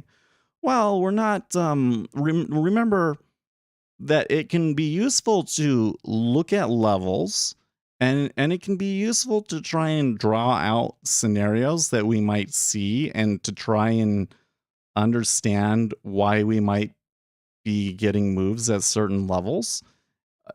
Where it becomes technical analysis is when you try and use that information to predict the future. It doesn't predict the future, right? What would predict the future is the large meta orders. That's why I was pointing out there that it was like, well, okay, so selling did come in at 4350. That is kind of an even number, and there was some selling there yesterday. So there might be some reason that people want to start taking meta orders at that price, right? But if we're getting a large buy meta order, that's the thing that's going to matter, right? What the large meta orders are going to do. And given the action there, I don't think that we have very much support for the theory that any kind of large meta order is done and over with and exhausted. I don't think that that's the case. So that's all that I'm saying there. But we do have some support also for a large sell meta order coming through here. Why we're getting that large sell meta order, I don't know. So I don't have any news. I don't kind of have any things that, it was unexpected. It was unexpected. We did expect the buying, the selling we didn't really expect, right? So that's why I'm kind of on my toes for some headline coming through here.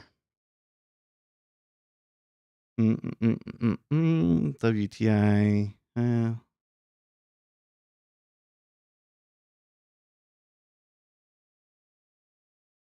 That was weird. When that happened, like all of the assets turned to hmm. Gold is headed a little bit higher here. Copper is starting to turn around. The treasuries definitely moved higher there. The dollar, well, the dollar started moving a little bit before that, but the dollar appears to have pivoted there as well. Something happened. I think that there must have been a news event hit the street that has not hit Financial Juice or Twitter yet. But maybe it's like on the Bloomberg feed or something like that. Something, yeah.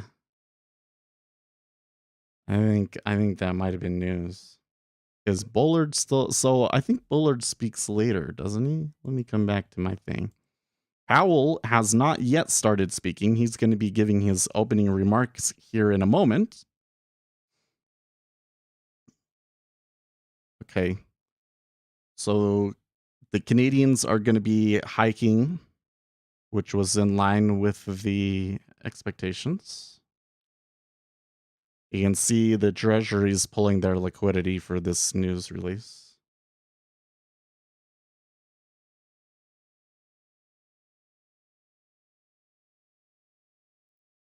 Well,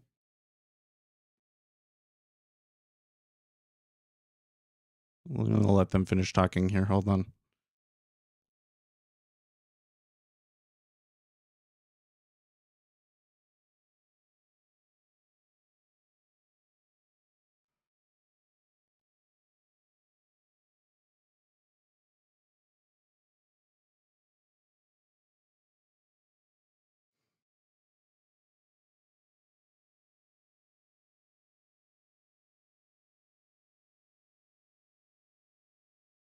Okay, well, the indexes so far are retracing that that big sell sweep that came through, whatever that was.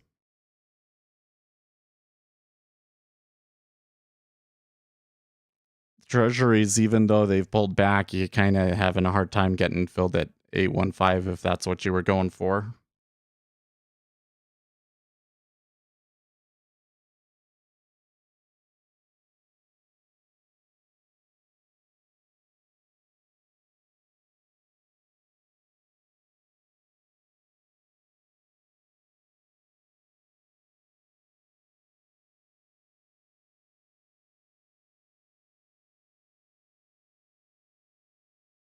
Okay, so Alex, when you say you don't see meta orders coming in here, the reason I say meta orders is, in my opinion, 5,000 net contracts buying is a decently sized meta order that has had a decently sized impact and pushed the indexes up $20.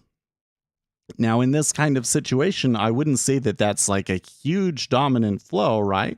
Surely we came in and we had stuff that pushed it back the other way just as quickly. But there are some big orders out there in the market right now, right? It's just that the situation is not really giving us much to go on in terms of what happens next because we don't really know what those orders were or whether they're finished. And what that was the whole thing, or if there's other waves coming through here. I suppose that given the situation, the Bank of Canada and Powell speaking right now, if I was going to be executing such an order, I would like to have been done with it already.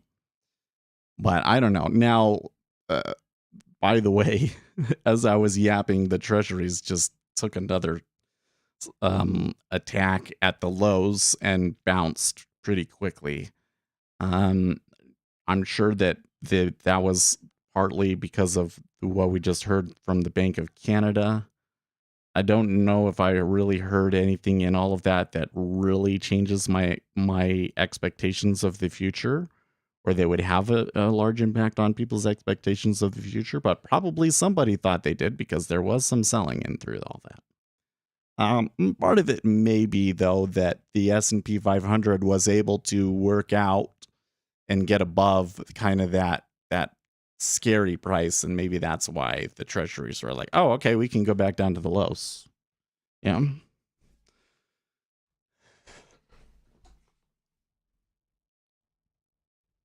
How long is that speech? They need to pay me. I have been working for 30 minutes. That's amazing. Come on. I think that his testimony goes for several hours, I believe, right? That's usually like the whole morning. And then he comes back the next day too. Yeah. Trading when there's congressional testimony kind of sucks because the action is always a little bit iffy and choppy, and yet it's very rare that we ever get anything super meaningful out of it. The congressmen just ask stupid questions that don't really tell us much.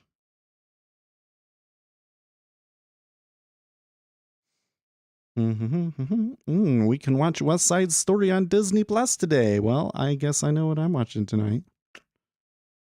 There's no way the family's gonna the wife and kids are gonna want to pass that one up. A musical? They love musicals. Oh yeah, sorry. You asked a question about is Bullard speaking, and I was like, he is speaking today, right? But I think it's later. Oh, maybe it was earlier. Yeah, it was earlier. That's interesting. I never saw anything come through on the squawks or anything from Bullard. Oh, wait, there was one. Fed's Bullard repeats their call for a quick conclusion of the Fed support for the economy to fight high inflation. Strong inflation necessitates. That might have been part of why we're seeing some of the downside action for the last 3 minutes. Then, huh? Maybe that's why they had that shove down to the lows and pushed back so quickly was off of a Bullard comment. He tends to be, how do you say? He tends to be hawkish. Oh, what's Lloyd saying here? What's our friend Mr. Blankfein saying? Biden could have better explained why the U.S. supports Ukraine beyond morality. Reference FDR's metaphor of lend-lease pre-World War II. If your neighbor's house is on fire, you lend him your fire hose, not just for friendship, but because sparks from his burning house could ignite your is such a good point, Lloyd. I have to say something I kind of realized yesterday. I was watching some other guys on TikTok. So there's this Aussie on TikTok that really does a good job on the foreign policy stuff. Like he's a historian and he really understands modern military capabilities really well. And he was arguing with some Russian trolls. And the Russian trolls were saying, well, this is all the U.S.'s fault because the U.S. is poking the bear. Because, they're allowing these Eastern countries to join NATO. And of course, that's going to upset them. And his response to that was, well, why are the security concerns of Russia more important than the security concerns of all of these little countries?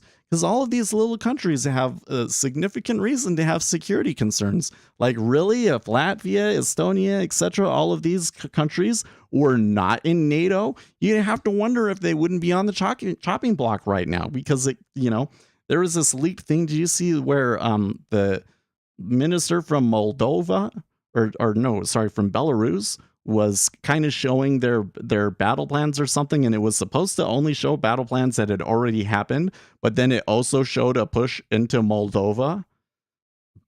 So that everybody's saying, oh, maybe they're planning on pushing into Moldova too.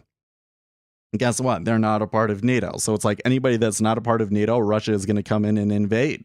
That's what it kind of looks like to me. Yeah, they have very significant reasons to have security concerns. Why are their security concerns less important than the Russians? Right? And it just kind of made me realize that here in the United States, we have not made the case very well.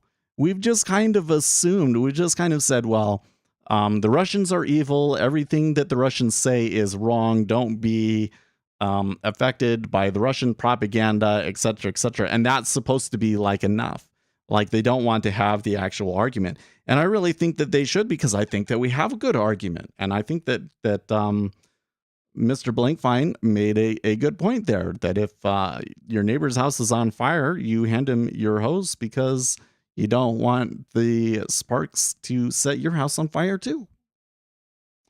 Okay, well, we're getting a bigger global oil market could be reordered, says Bullard.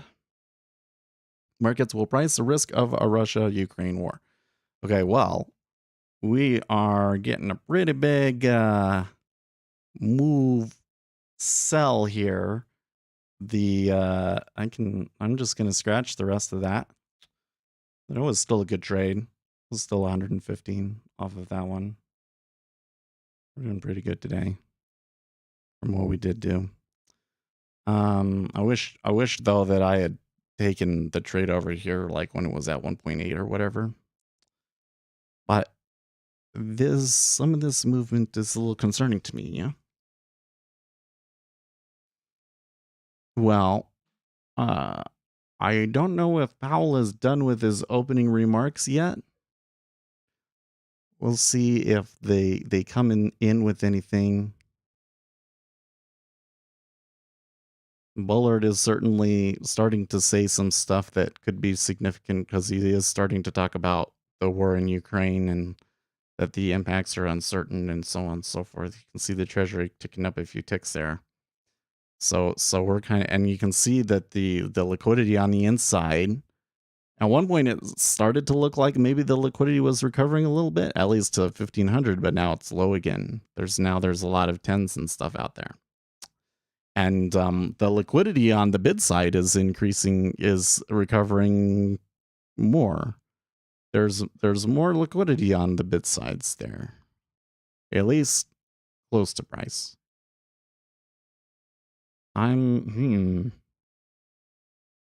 It's been long enough since we've been at 128 and so forth that I would hope that the liquidity in the orders up there had been recovered. So I don't know if this is just going to be like a clean sweep right back through this area, but let's kind of keep an eye on it.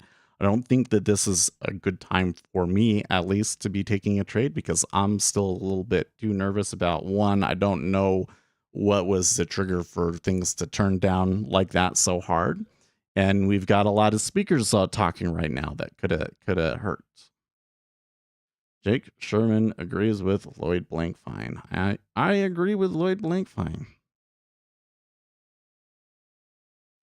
I gotta tell you, something that really bothers me is that when it comes to complicated topics like foreign policy and financial policy, I more often find myself agreeing with the Democrats, and I don't mean like the Democrat Party, and certainly not these far left Democrats. They're crazy. But like more like people that aren't politicians but tend to lean Democrat in the sort of things that they say. And when they're actual experts in the field and they actually know what they're talking about, I'm like, okay, yeah, like this person, they know what they're talking about, and it matches up with what I understand about that subject too. Yada yada yada. So, like for instance, I'll give you an example. Well, we just had Lloyd Blankfein talk there. Okay, yeah, I think that's pretty good. He doesn't give his opinion so much. He doesn't give his opinion so much, but that one was a good one, I think, that he just gave us there. Larry Summers. Let me tell you what, Larry Summers knows what the F he is doing. He is a smart guy. And he told Democrats that, everything about this inflation and all that stuff, he told them straight up. He's like, this is what's going to happen. This is why you shouldn't do it. Like he was right to a T. Should pay attention to him. I think he's a smart guy. He knows what he's doing. But for some reason, you got this section of Democrats that are just like living in their own world almost. And then you've got these a bunch of problems on the right, and I tend to more identify right, at least Uh, Philosophically, I tend to. But there's a lot of people on the right that have really bizarre ideas about the way that the economy works that are just dead wrong. Like, it's good that they're in favor of free enterprise and everything like that, but they seem to think that like the economy is perfect, which is just not the case. Um, they certainly have ideas about monetary policy and the Federal Reserve that I don't agree with. And but then there's also this contingent that is like hyper, how do I say it? Hyper isolationist, and frankly, I think manipulated by the Russians. I really like, I go to the Donald's, what is it called now? Patriots.win. Uh there's a lot of bullshit on that website, I have to say. There's a lot of yeah, you might be a Russian.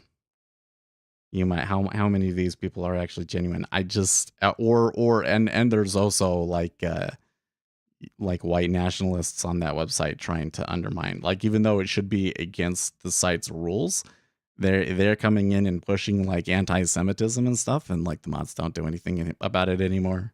On Reddit, they were very aggressive enforcing that, but now they haven't really been enforcing the anti-Semitism rules, which concerns me. I really like, all of my friends in New York were Jewish, man. I really liked those people.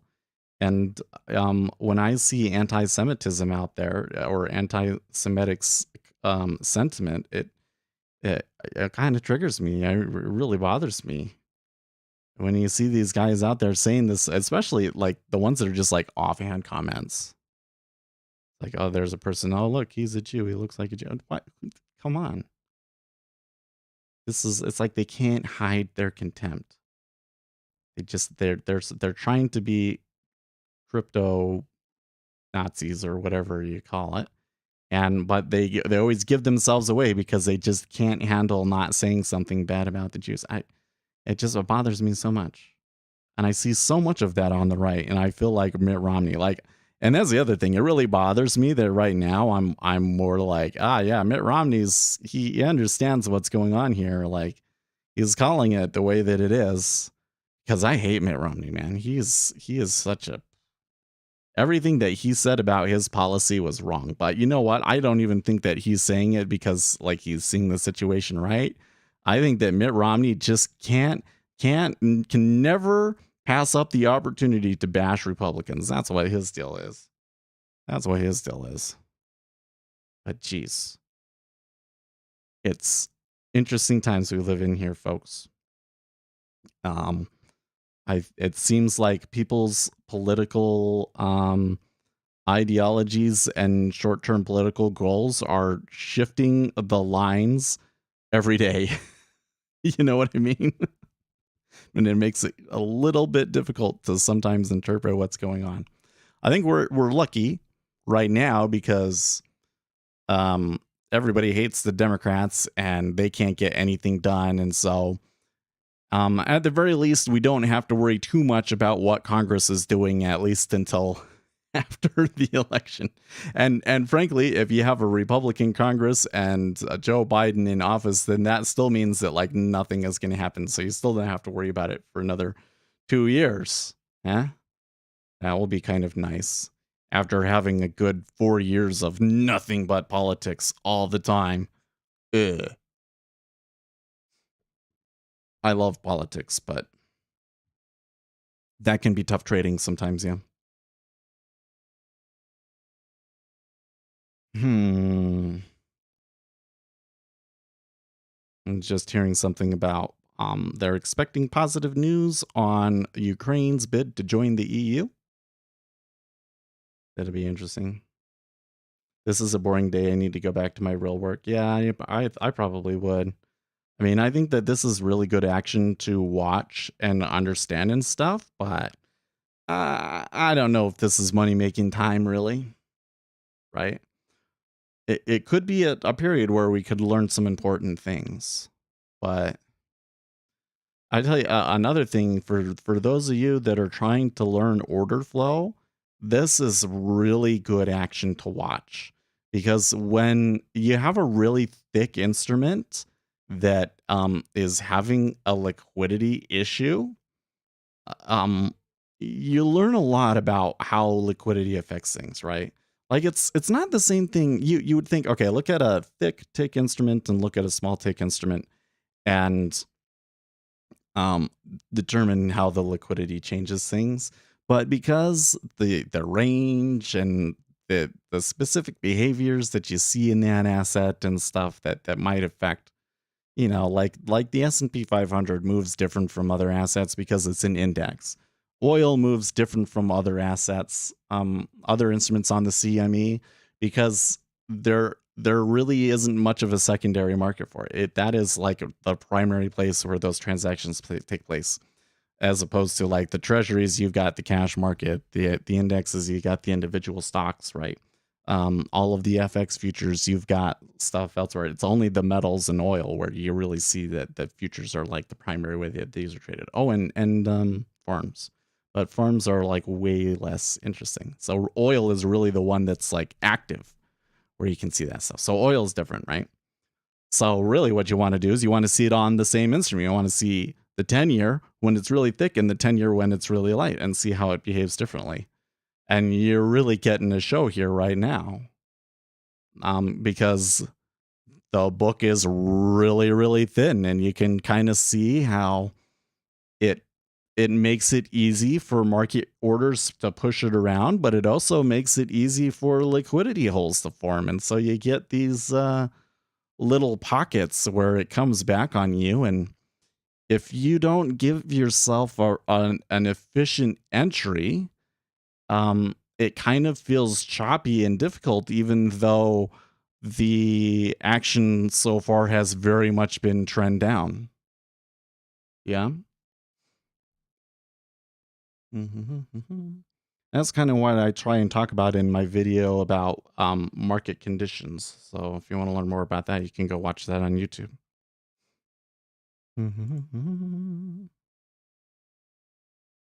Let's see here. How we doing here? We got missing anything on share vision? Oh, a couple of people left. That's unfortunate. Probably because we started talking about politics. They didn't want to hear that, but that's okay. You gotta talk about the politics sometimes. Let's see here. Powell expects it will be appropriate to raise rates in March. Impact of the Russia-Ukraine. Yeah. We got that when they released his comments.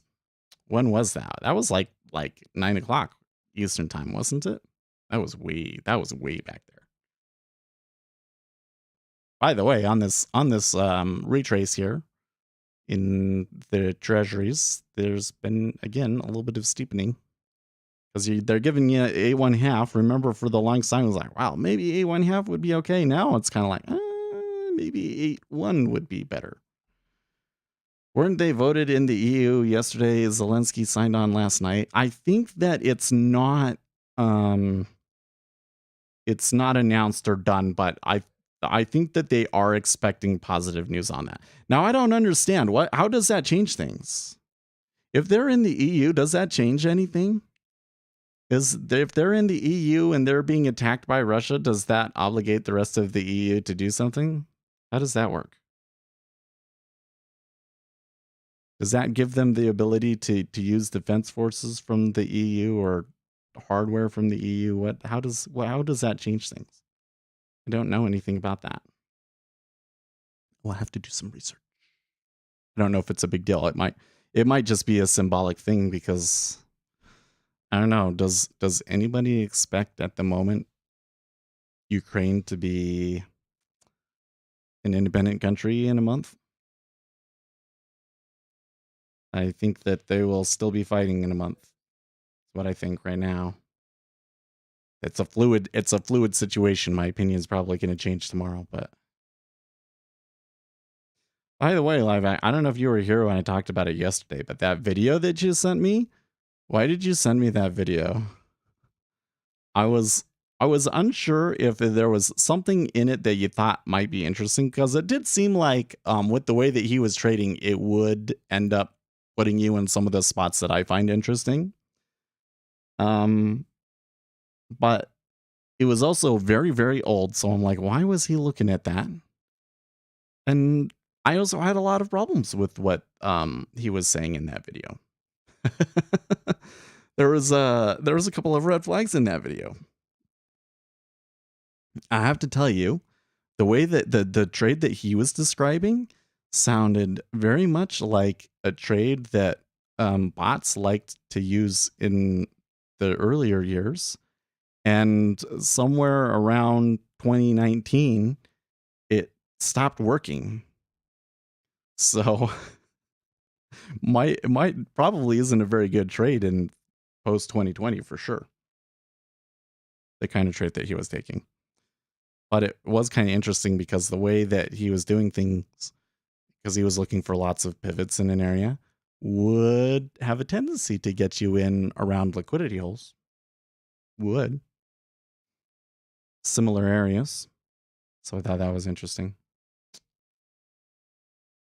But I also think he was full of shit on a couple of things, particularly his own market prowess and size. Well, they fell back to 43.25, which is about where I took my original entry. The moment it does look like there may be bullish tilted, but I am concerned that if we come back to around 43.35, there might be some covering and resistance. So basically, what I see in the S&P 500, we had a pretty good move up, and they were really pressing the market makers there at the beginning, and then we had that down candle that I really still feel like came out of nowhere. Right? I'm not sure yet. I can associate that move with a specific headline.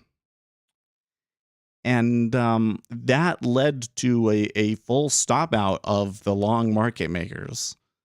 And I'm sure that some of the short market makers are definitely taking some profits and stuff down in there.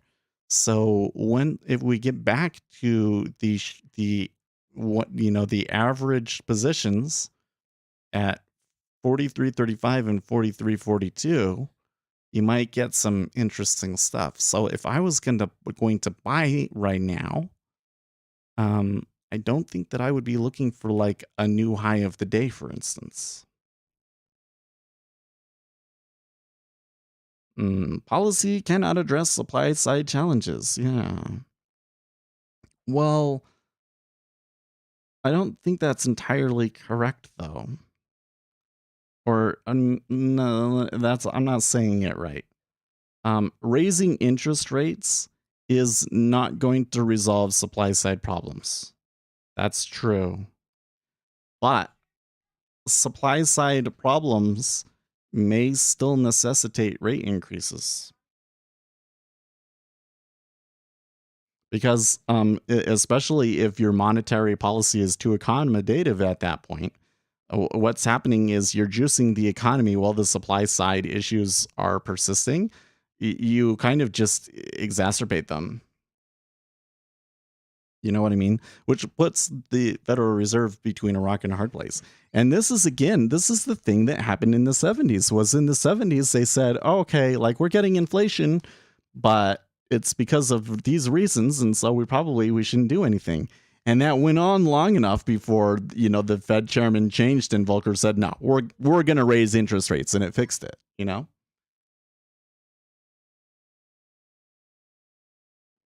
And those rising interest rates, they were kind of painful.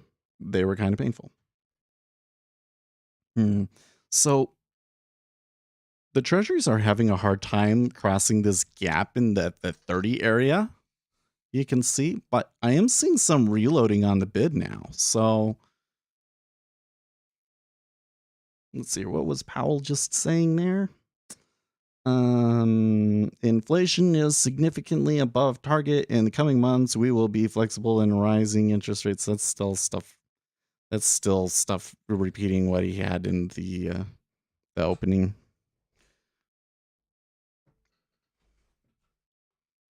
I guess because I wasn't directly watching it, I didn't realize that probably that first 10 minutes when I was like, oh, he's probably just reading his opening statement. That was just them introducing him.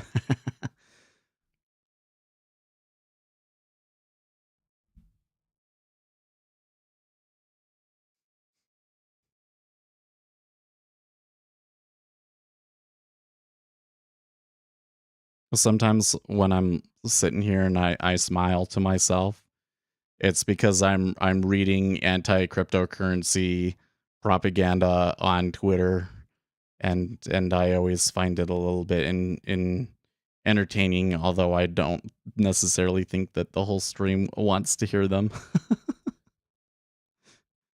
Well, this one was a picture of Eric Cartman talking about how you can't audit stablecoins.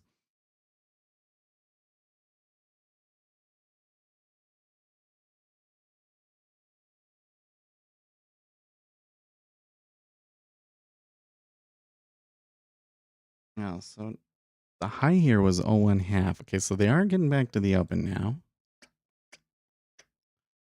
What do you know? Hey, you want 1.8 now? We could take 1.8 now that we're here. Now we got the oil report here coming up in a few seconds. This is probably gonna cause a little bit of movement too. S&P 500 really running there.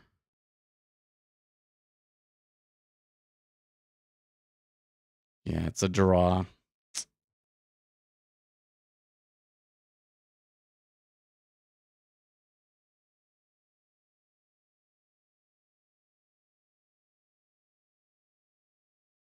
So crude oil was a draw. Gasoline was a build.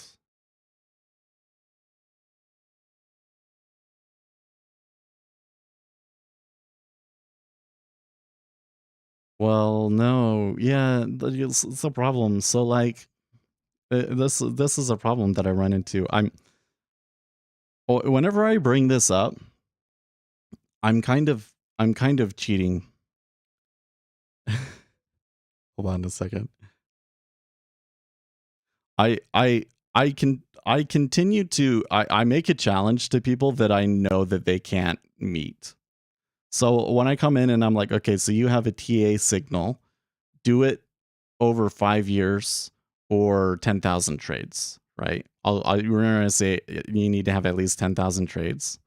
Well, if you're doing a signal that is like, you take it 2 or 3 times a day, like he probably is, then at the end of 5 years, you probably don't have 10,000 trades, right?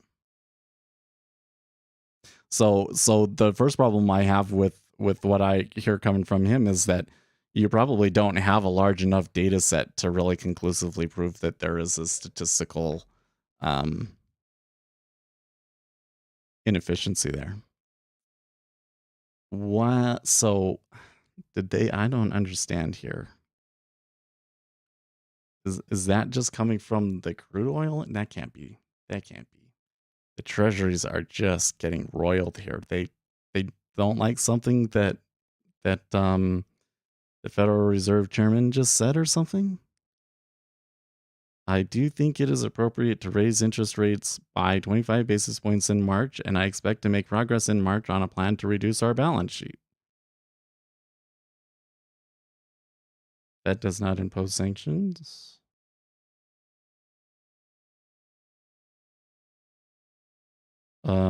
Santiago Capital says, did Powell just take 50 basis points off the table in March? Maybe, but I don't think that's the what they're trading off of here, because 50 basis points being taken off of the table would be dovish, right? That would be having them move up. Are they trading down? I don't know. James P. is that you, Nasdaq? Is that you, Salim? No, I don't know. If that's what they're trading, I don't want to trade that, to be honest with you. Because come on. I've been sitting here for 6 months saying it's going to be 25 basis points, and during all of the Ukraine crisis and all of that, I was like, yeah, it's still going to be 25 basis points, guys. Well, shoot. Remember when we were like, okay, do you want 1.8 now? And I didn't do anything. Should have done it. We should have done it. Ugh. I told you today was going to be frustrating. I don't think I want to take a trade today on that. Anyways, it's okay. If let's wait for tomorrow and see what the Ukraine situation has in store for us tomorrow. very concerned about a full-on invasion of Kiev. There, and a very there's going to be a lot of bloodshed, man. There's going to be a lot of bloodshed. My bad, bro. Just started. Yeah, no, you might be right. Oh, it's not you. You're just James P. Somebody earlier was talking about P. I was like, who are you talking about? Oh, Powell. Okay. You said James P. I thought, is that some sort of play on Jerome Powell? If it's not, you're just somebody new. Well, but it has nothing to do with you, though. I mean, you're just. I think you have a good theory there. The reason that interest rates just plunged down to the lows was because Powell said something that the market seems to be interpreting as confirming that there will still be a 25 basis point hike in March. Okay. It's just that I've been pretty certain that is going to happen, always going to happen. That I don't see, even if the Ukraine situation is a problem, and even if we have a little bit of a recession, I still think that we're doing ourselves harm by having an accommodative monetary policy. We need to get back to an even monetary policy, a neutral monetary policy, and let these supply disruptions sort themselves out. Right? So it doesn't change my expectations of the future. And I might add that 1.825 is a reasonable interest rate with them raising things 25 basis points, I agree with you on that we need a neutral policy. Yeah. But I'm not just saying that just because like that's my opinion. Like that's what the Federal Reserve is likely to do. Is they understand the problems that have been introduced from having a monetary policy that was too accommodative, and they know that they need to catch up. And the last thing that they're going to do is let the war that so far has had a minimal impact on the actual U.S. economy to delay those plans further and just make the problem worse, right? Okay, Powell, if inflation stays hot, we could hike 50 basis points at a meeting, but maybe not necessarily the next one.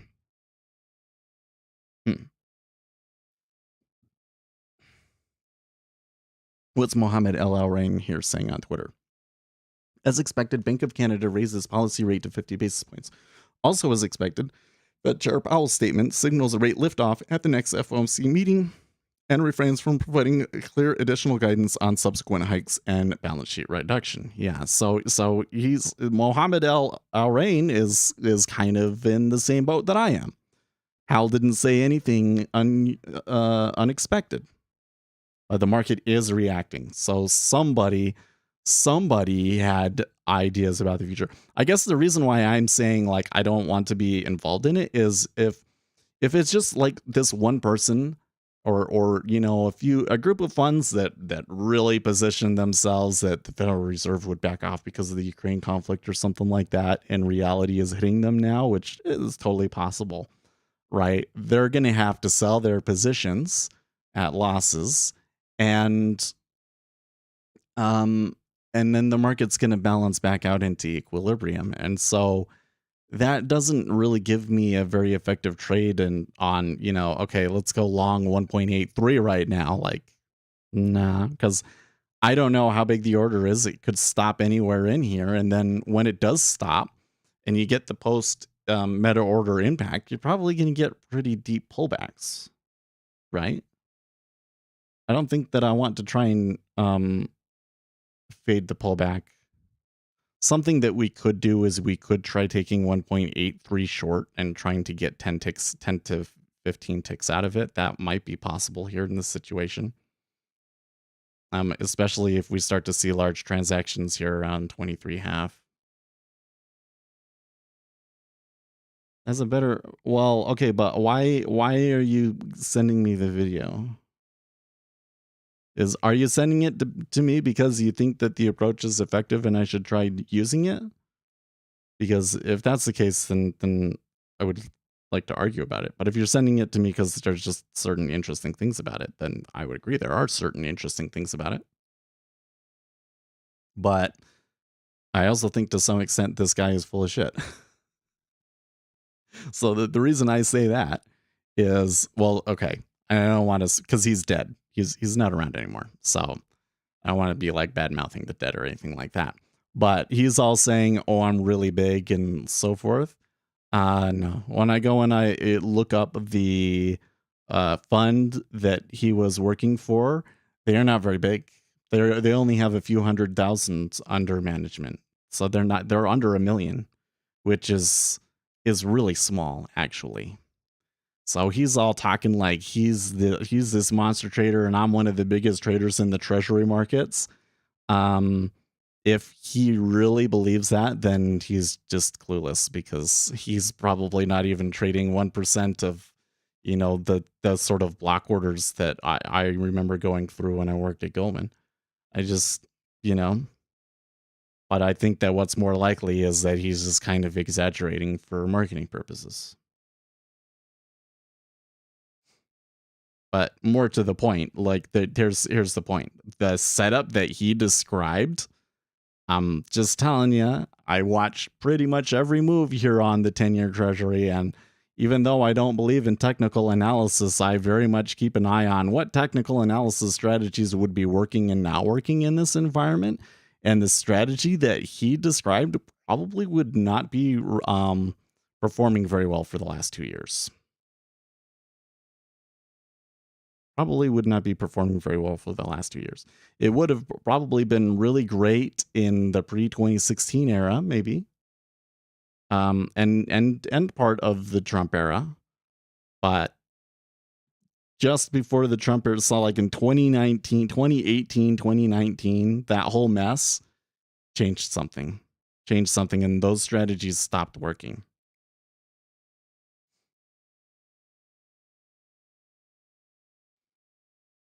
Hmm. 10 years still kind of pushing there. When we had this move down, we saw like some significant flattening again.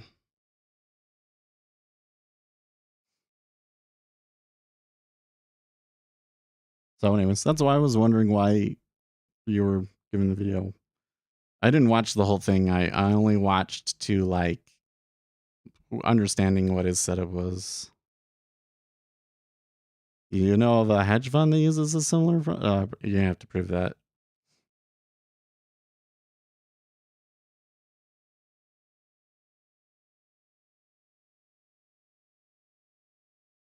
I mean, right. So for those of you that are interested, you know, he has a lot of filters on it, of course, but he's basically looking for a higher low or a lower high or whatever. He's taking like it's kind of like a reversal, right? It's like a second test of a reversal. And the reason why I'm bashing it the way that I am is because we spent a lot of time on that. I think it's funny. Uh, it's I guess it's probably what you should expect to happen, but the strategies that myself and bots worked the most on, guess what? Those are the ones that are most likely that people are gonna be using and so forth. Why? Well, where do you think that we got it from? Because people were sharing it and stuff when we wanted to test it. And in fact, I can show you. You want me to show you? I was able to fix there was some problems with my strategy that I had for these price action setups that made it not always work on all instruments. It was too instrument specific. So I went and I fixed it up. So if I come in here, okay. Now his thing is a little bit more complicated than this, but I'm just want to point out like this one point, right? So what I'm doing here is, if I have a consolidation, that is to say that you have a lower high, or a higher low, right? This would be a consolidation. This would be a consolidation, right? So if either of those two situations happen, then we are looking to take the trade. Okay. Now, actually in this case, what I'm doing is I'm saying, so if you have this, it's going like this, and then we have this. What I'm actually doing is I'm saying, okay, this is where it's triggered, but my stop is actually to here. And then you can even do a multiple of that. So you can even go further than that if you want. Okay. It turns out that in the treasury, that's actually like 6 ticks, which is like, oh, really? Right? Okay. But I take it, I determine the distance between them right there, right? And then I set my profit and my target, right? So that's the simplest of the setup, right? Okay. So now we come over to the strategy analyzer. And I'm wondering, will I have to run it again or will it just give it to me here? So for starters, it never sorts by the date for some reason, which drives me crazy.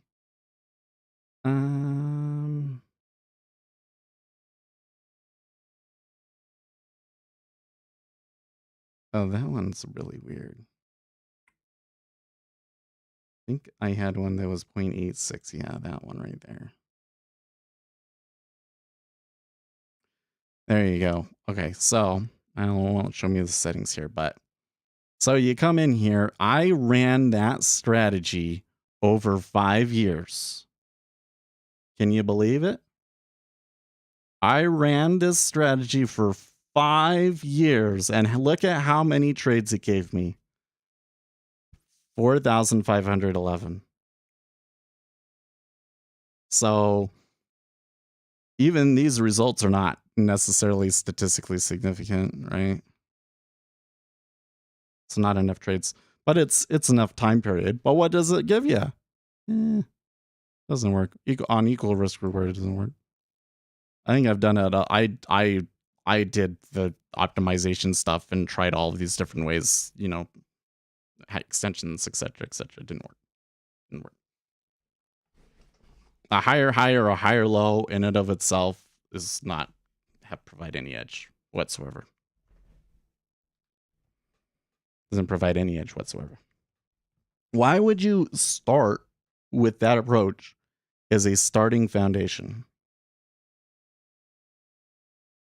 Well, let me ask you a question. Here's the thing. First of all, how do you know that it even works? How do you know that the person that gave that strategy to you even uses that, for starters?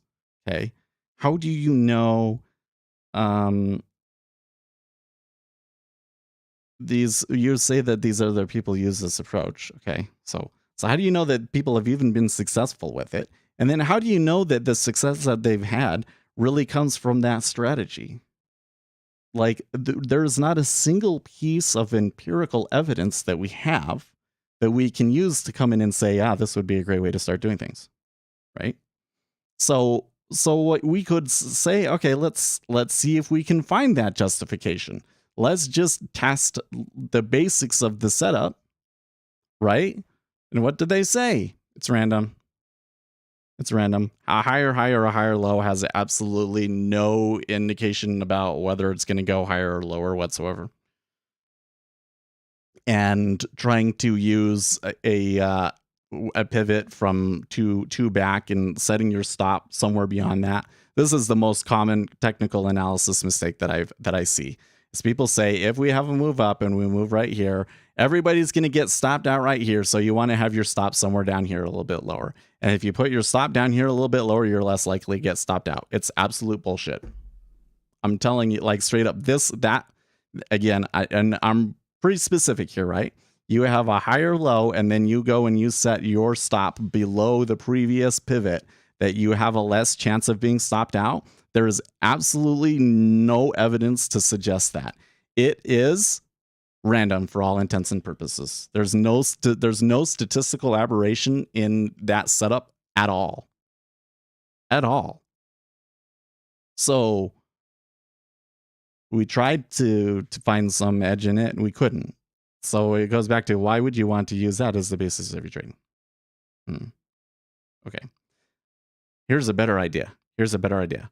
Why don't we go and find something that we can confirm is true and that does have empirical evidence to back it up and that we know for sure that top performers are using to some extent. Although I don't think that part even, I don't know why I said that. Let me start over because that part doesn't matter. I think that trying to duplicate somebody else's success is a fallacy, right? But let's go and find something that we know is true, that we can confirm is true, and it has research backed empirical evidence behind it, and base our strategy off of that instead. Right? I'm not going to say that what you come up with is going to work. I'm just saying that you know that the actual basis, that the thing that you're basing it off of is actually happens that way. Now, some people think that they're doing that. Some people think that they're doing that. So, for instance, this is why the inelastic market hypothesis is so important because, again, people think that there's a supply and demand, and this is where there's equilibrium.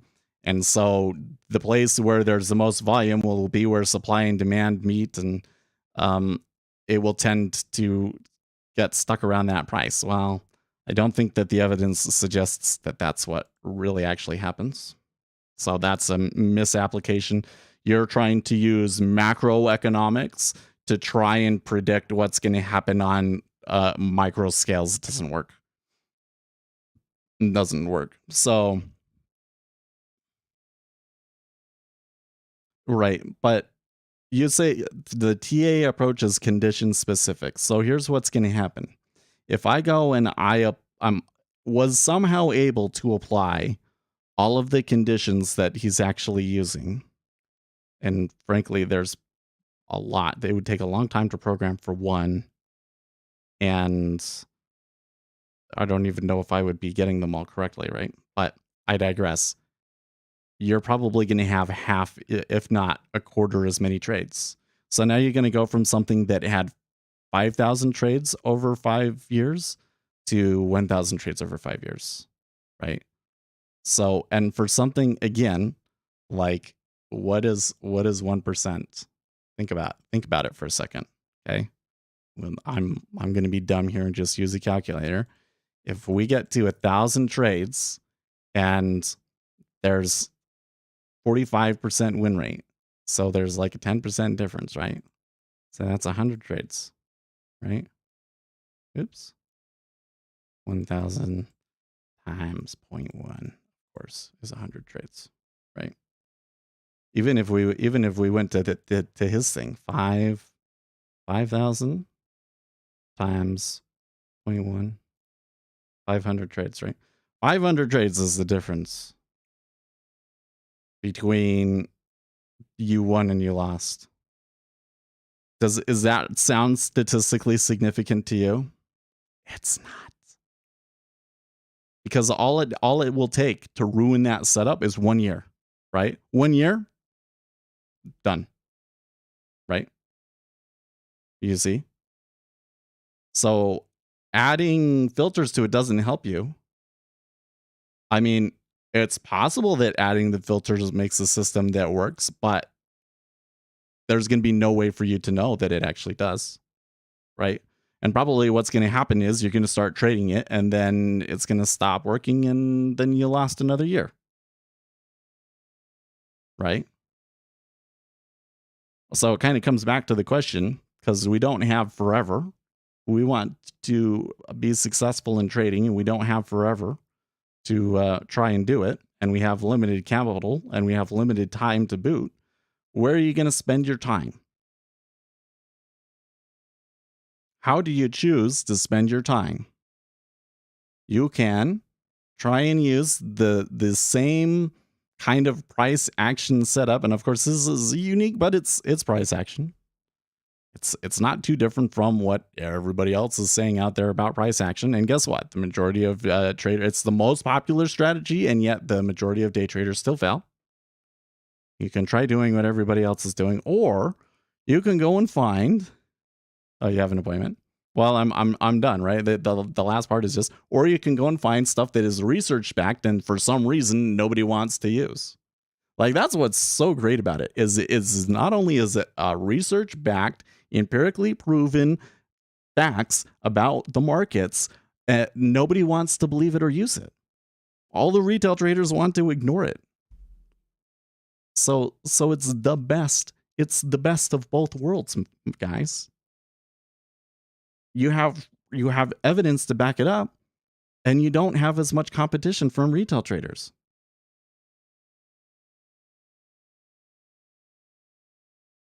Why don't you use that? I don't understand. Why does everybody want to use price action? Especially when I've just shown you guys through a statistical analysis that there doesn't appear to be there doesn't give us any reason to think that anything about price action works or affects anything. Explain this to me. Well, a live action, he's got to go. I find it so disappointing, guys.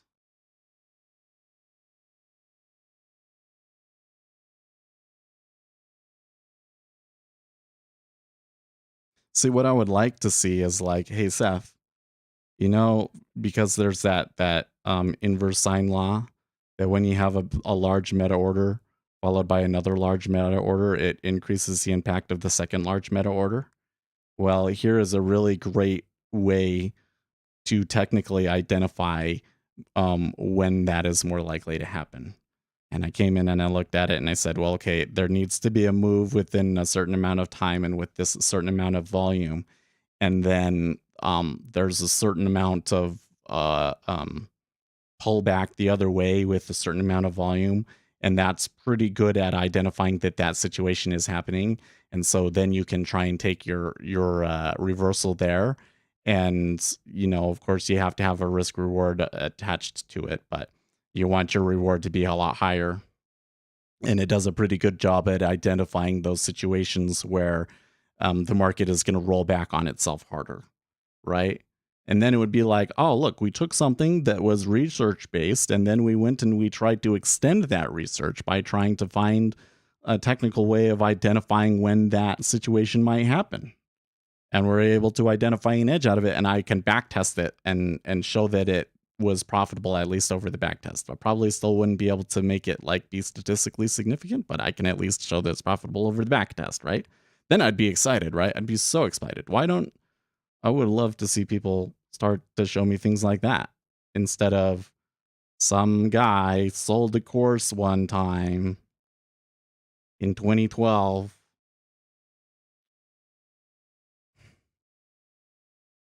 When you send me that, it just makes me depressed because it says that you're no good at this. And when I mean this, I mean trying to teach retail traders ways to do effective research that will make better use of their time. If my viewers aren't doing that and they're still chasing after your standard technical analysis strategies, then I've failed.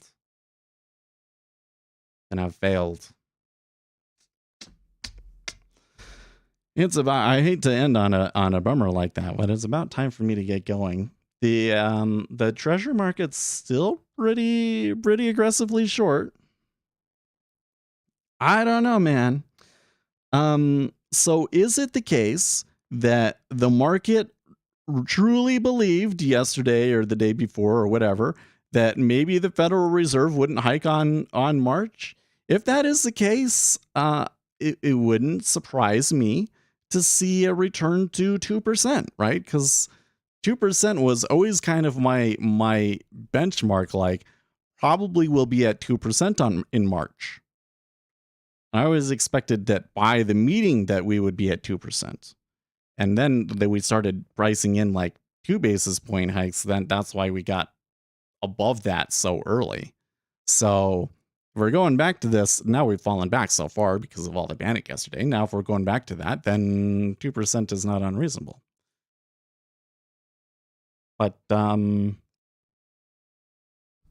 really don't want to trade while Powell is speaking. There will be other opportunities. There's probably going to be plenty of opportunities. In fact, I wouldn't be surprised to see the treasuries come back a really hard overnight move if Ukraine tensions rise or there's something else, some other kind of shoe drops. Like there could definitely be times where it comes back for us. So it's probably better for me to not risk the money on it. But man, if we had taken the 1.8 when it gave it to us, and I did kind of point it out, I was tempted to take it. Would have been a good trade, right?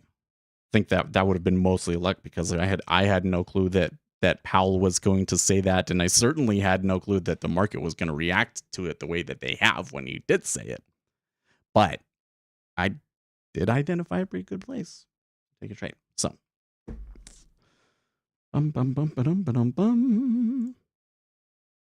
Powell testimony spikes rates. That's what we're going to give today's title.